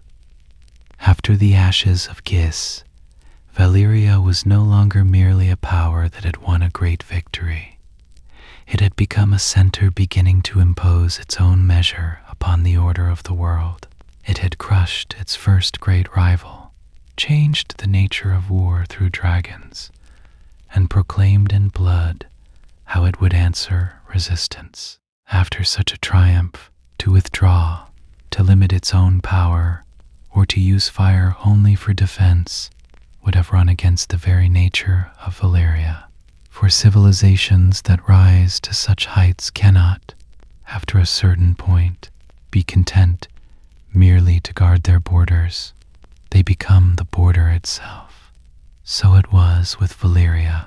After the Giscari Wars, expansion was no longer a sum of opportunities, but the logic of the order itself. The city, the great families, slavery, wealth, and the dragons were all flowing in the same direction, outward. At first, this expansion may have seemed scattered and experimental. It must have been justified in terms such as securing trade routes, holding key points along the coasts, establishing forward outposts in distant regions, and gaining control of mines, harbors, and narrow straits. Yet it soon became clear that Valyria's habit of founding colonies was nothing like an ordinary movement of overseas settlement.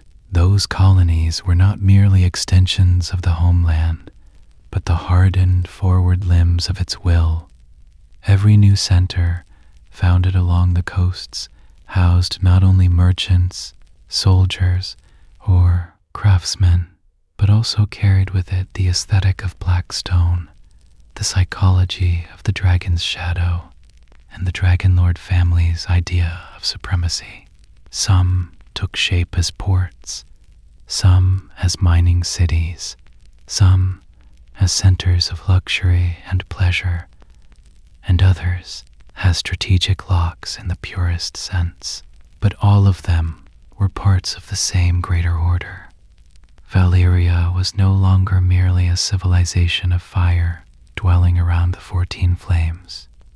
Its hand was reaching westward, northward, and into the inner lands beyond. These settlements rising along the coasts of western Essos did not remain mere trading points for long. They opened routes, drew in wealth, sustained armies, fitted out fleets, And though they stood far from the true center of Valyria, they carried the same sense of power. Many of the great cities the world would later come to know were first born in this way. A territory opened by conquest, a coastline arranged for exploitation, a strait brought under control, a harbor swollen by slave labor, a city shaped beneath the influence of dragon lords. In time, these places gained a weight of their own, but in the beginning, they were the overseas organs of Valyria. Volantis, in particular, rose like one of the heaviest western faces of the old empire. Through its wealth, its influence, and the force of its geography, it seemed to become something more than a colony, almost a second center in its own right. And yet, at the beginning, it was not the center. It was a great limb carrying out the will of the center. Coastal centers such as Myr, Lys, and Tyrosh represented different phases of this same movement of expansion. In some places, beauty and pleasure came to the forefront. In others, craft and commerce. In others still, strategic control. Yet behind them all lay the same truth. Valyria was no longer merely looking upon the map. It was rewriting it.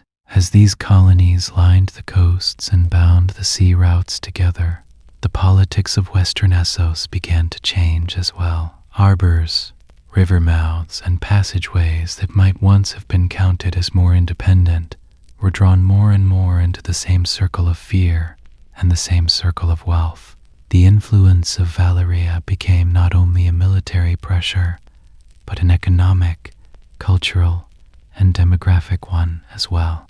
Its language, its habits, its slave order, its trade networks, and its idea of superiority slowly took root along this widening belt of shore. And so, the empire was being built, at times through dragon fire, at times through the flow of wealth, and at times simply through the ordinary, settled presence of the colony itself. Yet, the remaking of the world in this fashion was not accepted everywhere with equal ease. Some peoples adapted themselves to the rise of Valyria. Some profited from it. Others were forced to accept the price of living beneath its shadow.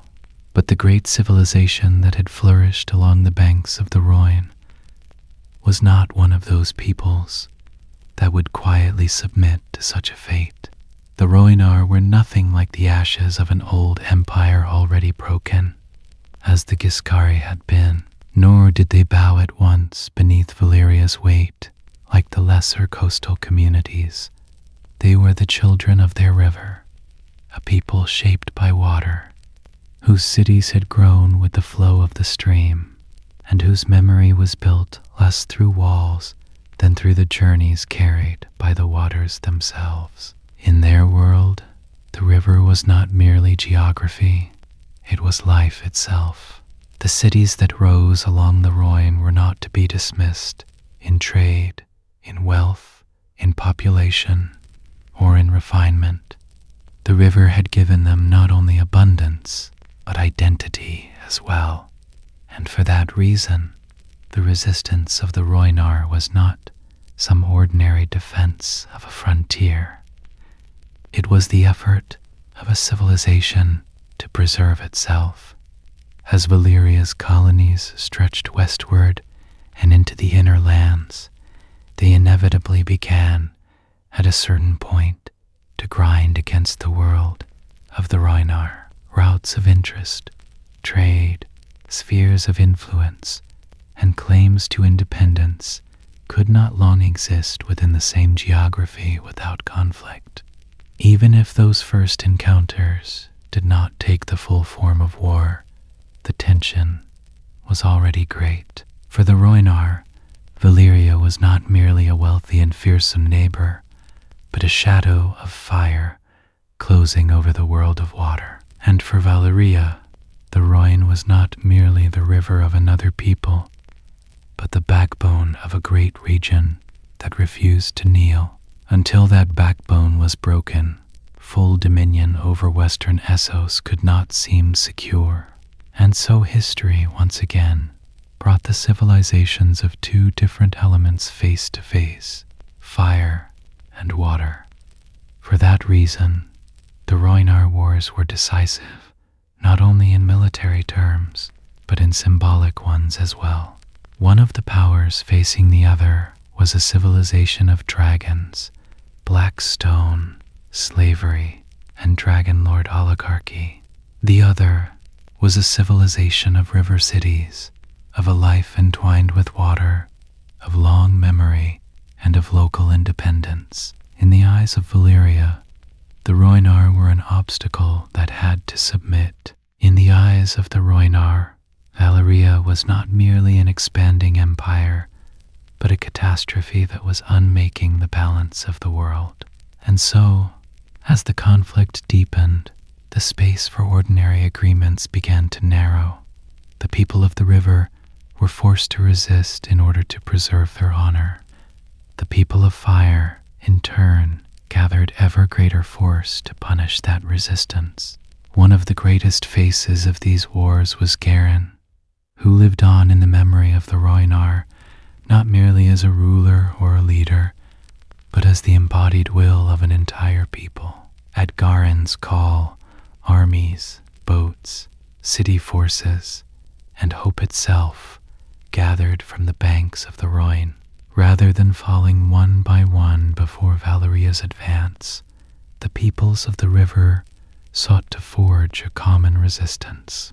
This was of profound historical importance, for the enemies of Valyria had so often remained divided, each one facing its overwhelming superiority alone. But the Rhoynar, if only for a moment, rose together with a shared memory and a common sense of fate. That is why the name Garin the Great grew so mighty, not only because of the sheer number of forces he commanded, but because he came to embody a people's last great vision of resistance. Yet no matter how great the force Garin gathered, the measure of Valyria's answer was clear from the beginning. By this point, the freehold was no longer a power that would meet small defiance with small replies. When serious resistance rose against it, its response came on the scale of a civilization. The union of the Rhoynar did not make Valyria hesitate. On the contrary, it hardened once more the common interests of the Dragon Lord families. The dragons were assembled. The campaign swelled. Force was prepared not merely to win, but to ensure that no resistance of such magnitude would ever rise again. And it is here that one can see in full what Valyria had become. Before any people bold enough to challenge it, it no longer wielded measured superiority, but a crushing power that could break history itself. The details of the war belong to those ancient ages where numbers and legend blur into one another, yet its overall shape remains frighteningly clear. Once again, dragons changed the nature of war itself.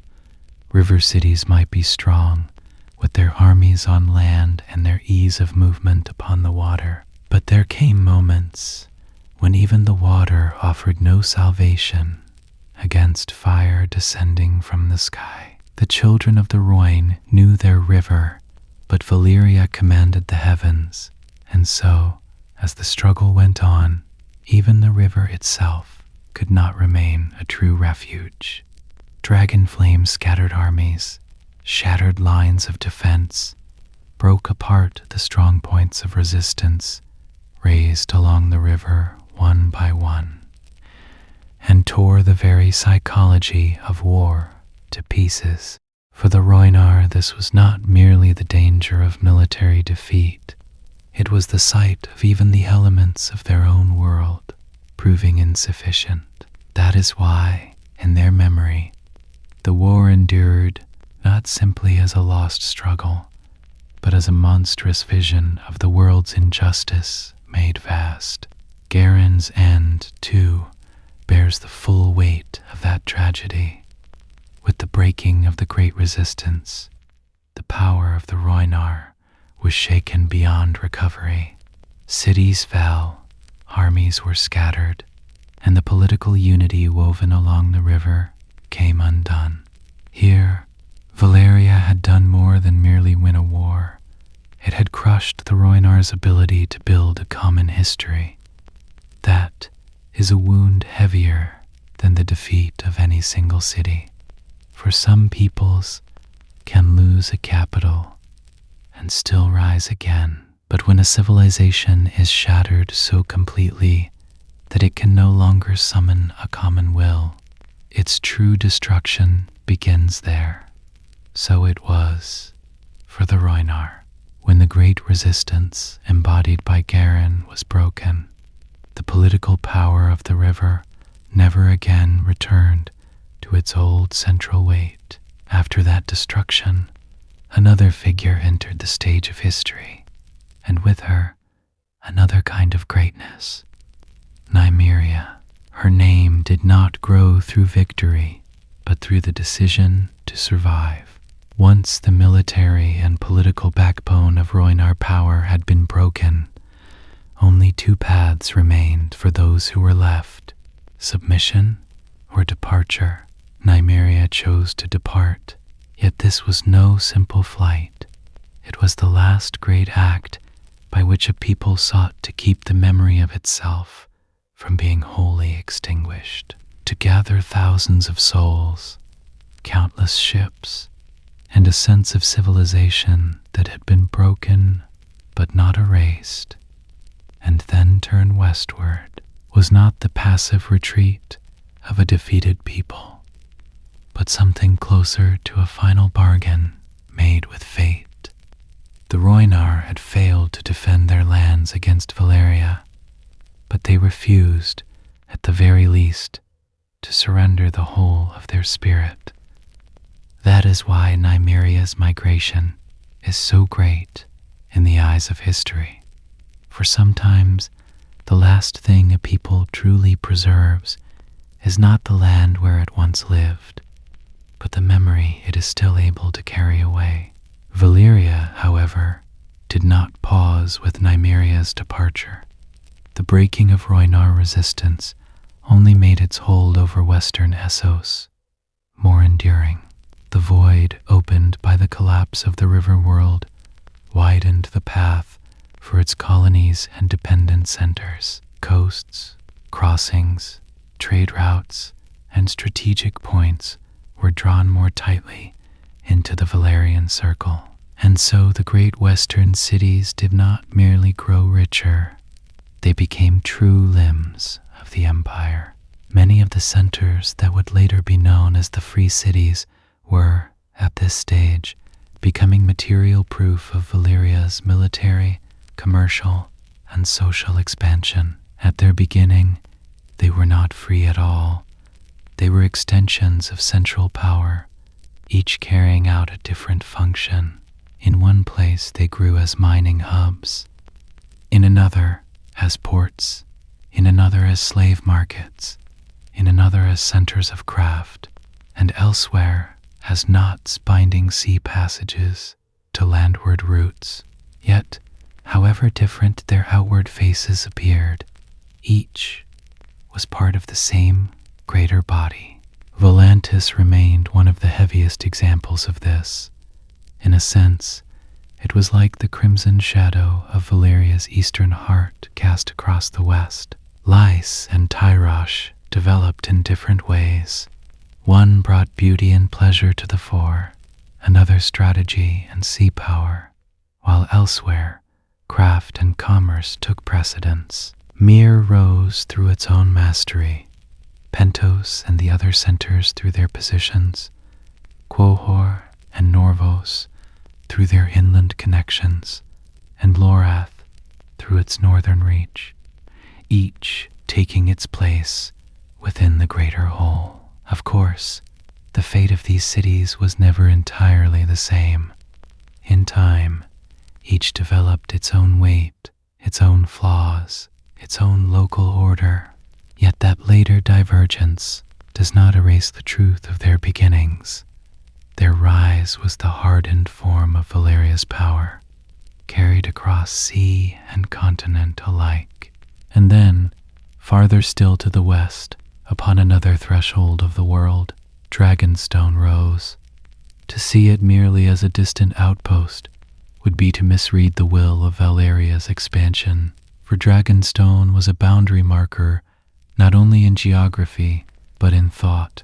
Beyond the narrow sea, upon that dark rocky island facing Westeros, it stood like one of the outermost fingers of the freehold's hand reaching westward. With its volcanic origin, its kinship to black stone, and its nature suited to dragons, it was never some garrison point chosen at random. It was a forward stronghold, shaped in Valyria's own image, a place of watchfulness, a stone set before a gate. Here, for the first time, the freehold showed that even far from the volcanic world in which it had been born, it could still recreate the same dark aesthetic of stone and the same feeling of power. Dragonstone, for that reason, was no minor footnote, but the mark of how far west the horizon of expansion had reached. At this stage, Valyria had truly become the greatest power in the known world. Old Gis had fallen, the strength of the Rhoynar had been broken, the coasts and crossings of western Essos had been bound together by colonies, and the supremacy sustained by dragons had risen to a height that no one could easily counterbalance. The map itself had changed, the fate of cities, the future of rivers, the language in which ports would conduct their life, the order to which the slave trade would be bound, and the power under whose watch the straits would remain. These things were now being decided by the will of Valyria. It was no longer merely an empire competing with other powers. It had become a higher center, one that reshaped the very form in which other powers could exist. For many peoples, it was a distant yet unavoidable reality. Some submitted to it, some profited from it, some lived beneath it in fear, and some were defeated by it. But none could ignore it. And yet, within such greatness, there is always a quiet omen, for no power in the world grows so vast and becomes lighter for it. Every new colony also bears a new burden, every new victory a new habit, every new slave market a new corruption, every new outpost a new fragility. To outward eyes, Valyria, at that moment, seemed invincible. With its fire, its cities, its dragon lord families, and its far-flung dominions across the sea, it appeared almost without equal. Yet that nearly boundless success was also hardening the inner logic of its own order. Overwhelming force was no longer merely a method, but a reflex. Slavery was no longer merely a tool, but the foundation of the whole system.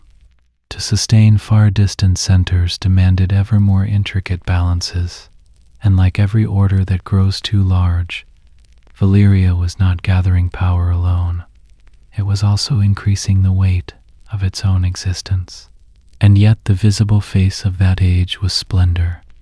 Colonies spread along the coasts, wealthy harbors, peoples subdued beneath the shadow of dragons, old rivals cast down, the aesthetic of black stone carried far beyond the mountains, and distant western outposts like Dragonstone, all of it pointed to a single truth. Valyria had climbed to its zenith. It was no longer merely a civilization growing within the circle of its own fire, but a world power shaping the fate of others. It had broken the memory of rivers, driven ancient empires into the earth, founded cities, burned cities, widened the networks of slavery, and changed the course of seas. Its triumph was magnificent, its shadow was terrible. And perhaps for that very reason, even at its brightest hour, it already carried within itself a dark seed. For every power that rises too high reaches a point where it begins to press not only upon the world, but upon itself. Valyria was not yet falling.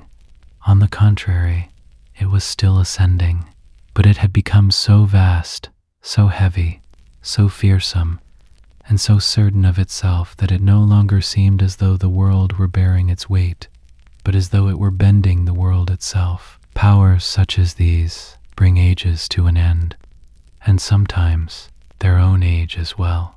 And in the end, Valyria began to become something else beneath the weight of its own zenith. Within the known bounds of the world, there seemed to be no power left that could truly stand beside it. Dragons still darkened the sky. The Dragon Lord families still ruled from their towers of black stone. The colonies and subject cities still carried its will to distant shores. And yet, at the very moment when its power seemed most unreachable, a deeper and quieter change was growing within the civilization itself. When success endures too long, it distorts a people's sense of who they are. When victory is repeated again and again, caution begins to shrink. When the world keeps bowing, the very idea of limits begins to fade. Valyria had reached such an excess. Its elite no longer seemed to believe merely that they were powerful, but that they were an exception greater than the order of the world itself. For a civilization that had mastered fire, ridden dragons, split mountains, cast down ancient empires, and bent seas and continents to its will, the very notion of natural limits must have begun to grow small.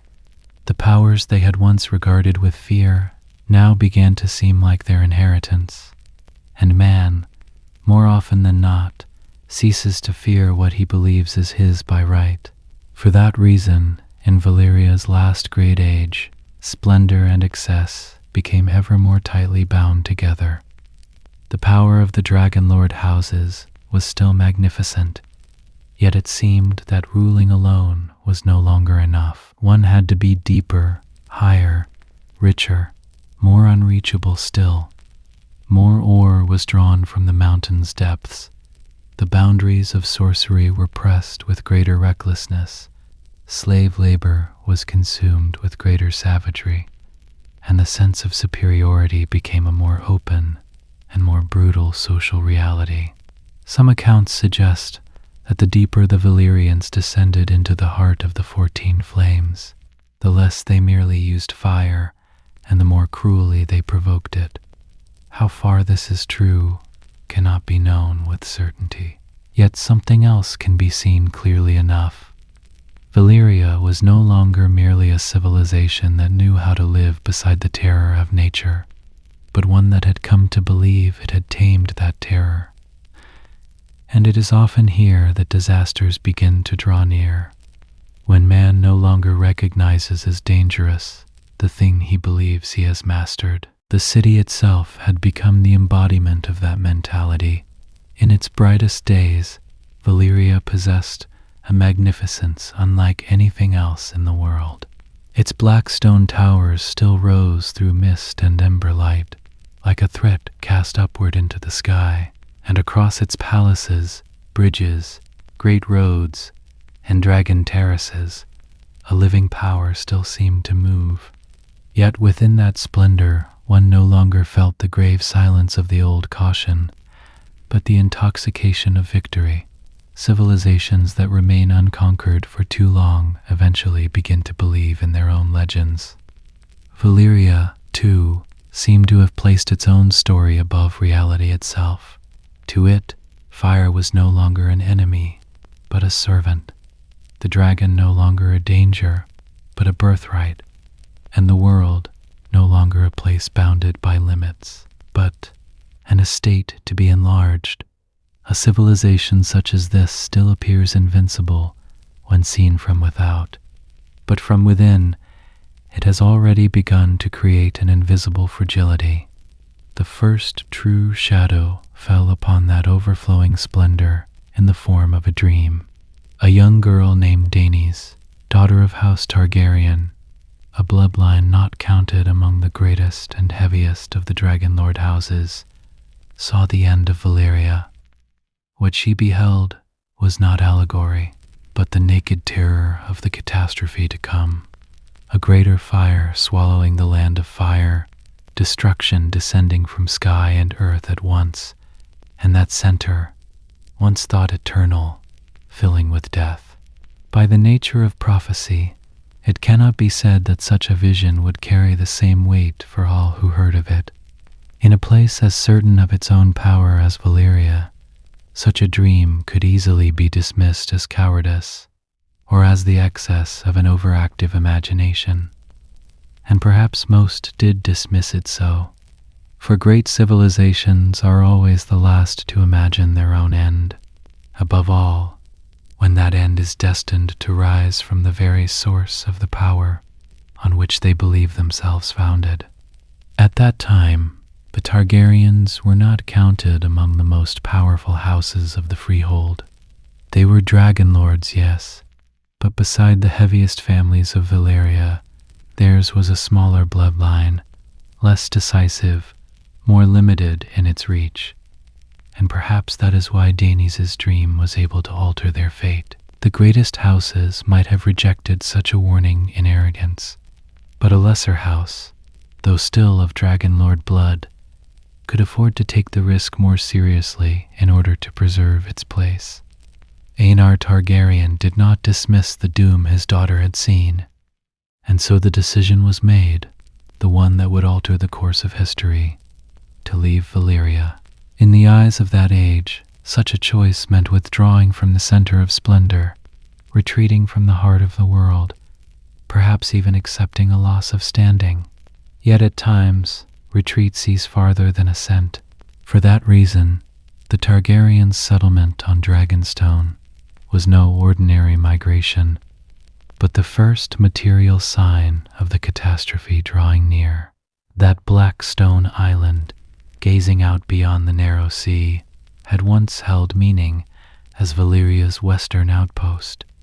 Now it became the refuge of a lesser Dragonlord house, fleeing death.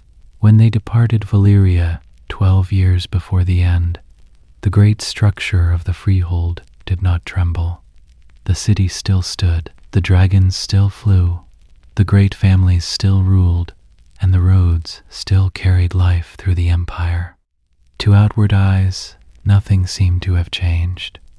Yet in history, the true meaning of certain events is not always visible at once. The departure of House Targaryen may not have diminished Valyria's power, but for the first time, it opened a crack in its illusion of absoluteness. A Dragonlord house had judged that survival lay not at the center, but away from it. This was not yet the catastrophe itself, but it was the shadow of the catastrophe. And then that shadow fell over an entire civilization. The doom did not come like a city fire, nor did it come like a palace coup or an army descending from without. It came as though all the powers Valyria had believed it ruled throughout its history had awakened at once. The 14 flames erupted, the mountains split apart, the earth did not merely tremble, it opened. And this time, fire did not pour forth from hearths, furnaces, dragon breath, or wrought sorcery, but burst loose in chains, unbroken from the deep places of the world itself. The sky darkened with ash, upon the cities fell stone, embers, poisoned smoke, and a night burned black. The towers of black stone, those flawless structures that had once seemed to reflect the might of the earth, were shattered before the earth's true fury. Bridges collapsed, palaces melted, terraces broke apart. The civilization that had believed itself master of fire was devoured by fire itself. It is difficult even to imagine the scale of that destruction, for what fell here was not merely a capital, an entire center, an entire Dragonlord world, an entire political and magical order vanished at once. Dragons died beside their masters, or fled in terror and were lost. The great families, their chains of blood, the networks of power, thought secure within stone, that intricate structure woven from mines, roads, slavery, sorcery, and rule, all were shattered within a single catastrophe. That is why what is called the doom of Valyria cannot be counted as a natural disaster alone. It was the collective death of an age. On that day, not only buildings burned, but names as well. Not only cities were buried, but knowledge. Not only bodies were destroyed, but an entire civilization's faith in itself was swept away. And perhaps most terrible of all was the revelation of how swiftly so immense a power could be turned into silence. When the fire subsided and the ash settled, no center remained. The freehold had collapsed. The heart of the Dragon Lord world had stopped. The civilization that had once held the western and eastern coasts, the rivers, the roads, and the seas in its grip through fear, had now become a smoking tomb. From that moment on, Valyria was no longer a living political reality, but a forbidden ruin, a cursed land that brought madness, death, or annihilation to those who drew too near. The smoking islands in the sea, the warped remnants of black stone, the forgotten shores, and the tales of ships that never returned became the long echoes of the doom. Men no longer looked toward the place that had once been the highest civilization in the world with hunger for treasure, but with fear, for it was not the final station of triumph. It was the grave of arrogance. Yet, when a civilization has bound so much of the world to itself, its collapse does not remain confined within its own borders. The destruction of Valyria brought not emptiness in its wake, but violence. Once the center was gone, the distant colonies, the former subject cities, the freed slaves, the local rulers, the sellsword companies, the merchants, and the warlords all began at once to seize whatever share they could. And so there fell over much of Essos that long and dark interval of history, the century of blood, when the unifying or restraining center of the freehold vanished. What followed was not order, but fragmentation. The old Valyrian cities, with Volantis foremost among them, struggled bitterly for supremacy. The dragons were for the most part gone, yet even in their absence the legacy of Valyria continued to produce a bloody politics. Everyone sought to grasp some fragment of that power, now left without a center, and power without a center often gives birth to the filthiest forms of war. That is the meaning of the century of blood. Valyria died, but its methods lived on. Slavery endured. The struggle for supremacy among the old colonies endured. Wealth, trade routes, military traditions, the politics of fear, the ancient prestige wrought in black stone, none of these vanished entirely with the doom. They were simply left without a center, and that did not lessen the violence, but made it more chaotic and more enduring. The world that had once been ruled by the freehold, under a single will, or at least under the shared order of the Dragon Lords, was now bleeding itself dry among the scattered remnants of Valyria. In this way, the doom did not merely kill Valyria, it turned the lands that remained after it into a wound that would not heal for a very long time.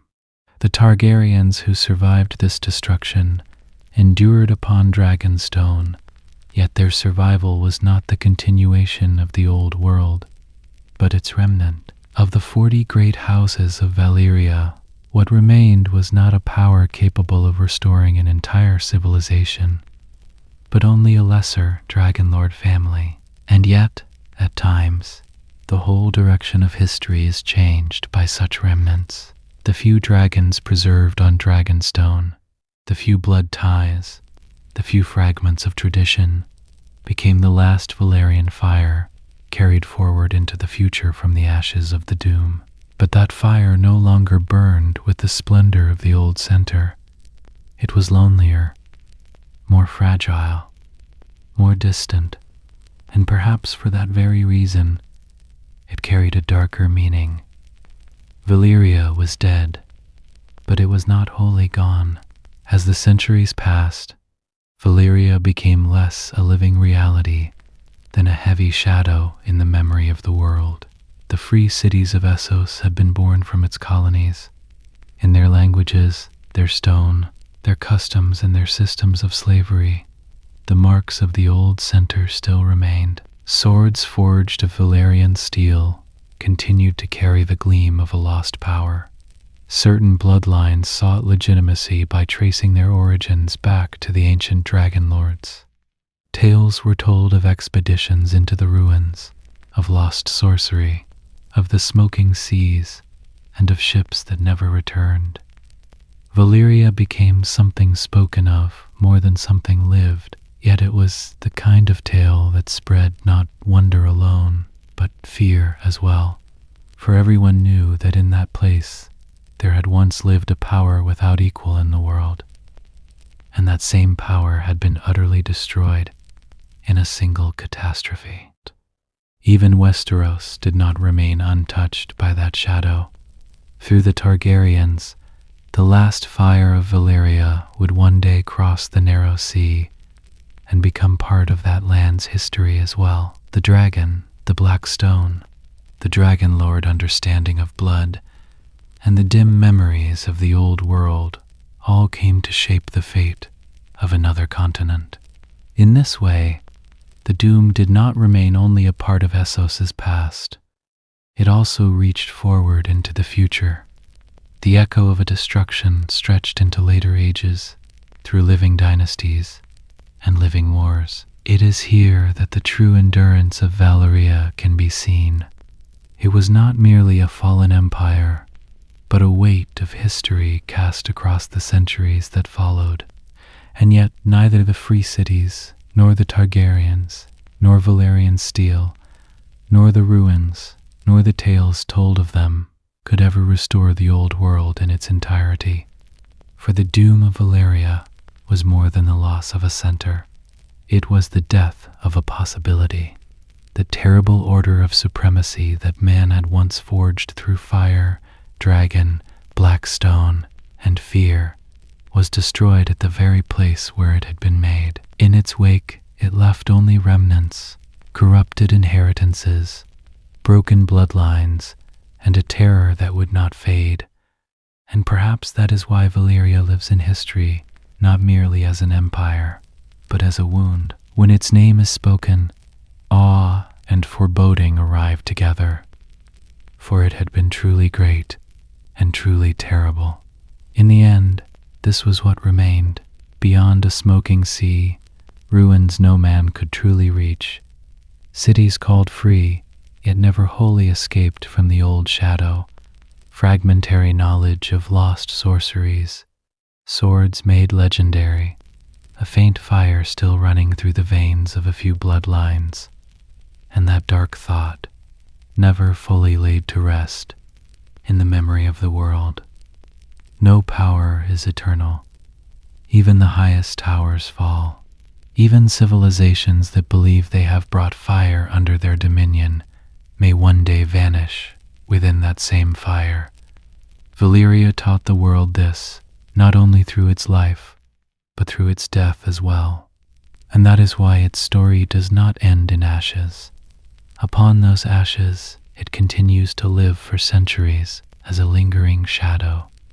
In the harbors of Essos, in the cold surface of ancient steel, in the unforgotten names of dragon lord bloodlines, and in the silence of those who still gaze toward the cursed seas, smoking on the far horizon. Valyria is gone, yet it left behind so vast an emptiness that the world has never wholly managed to fill it.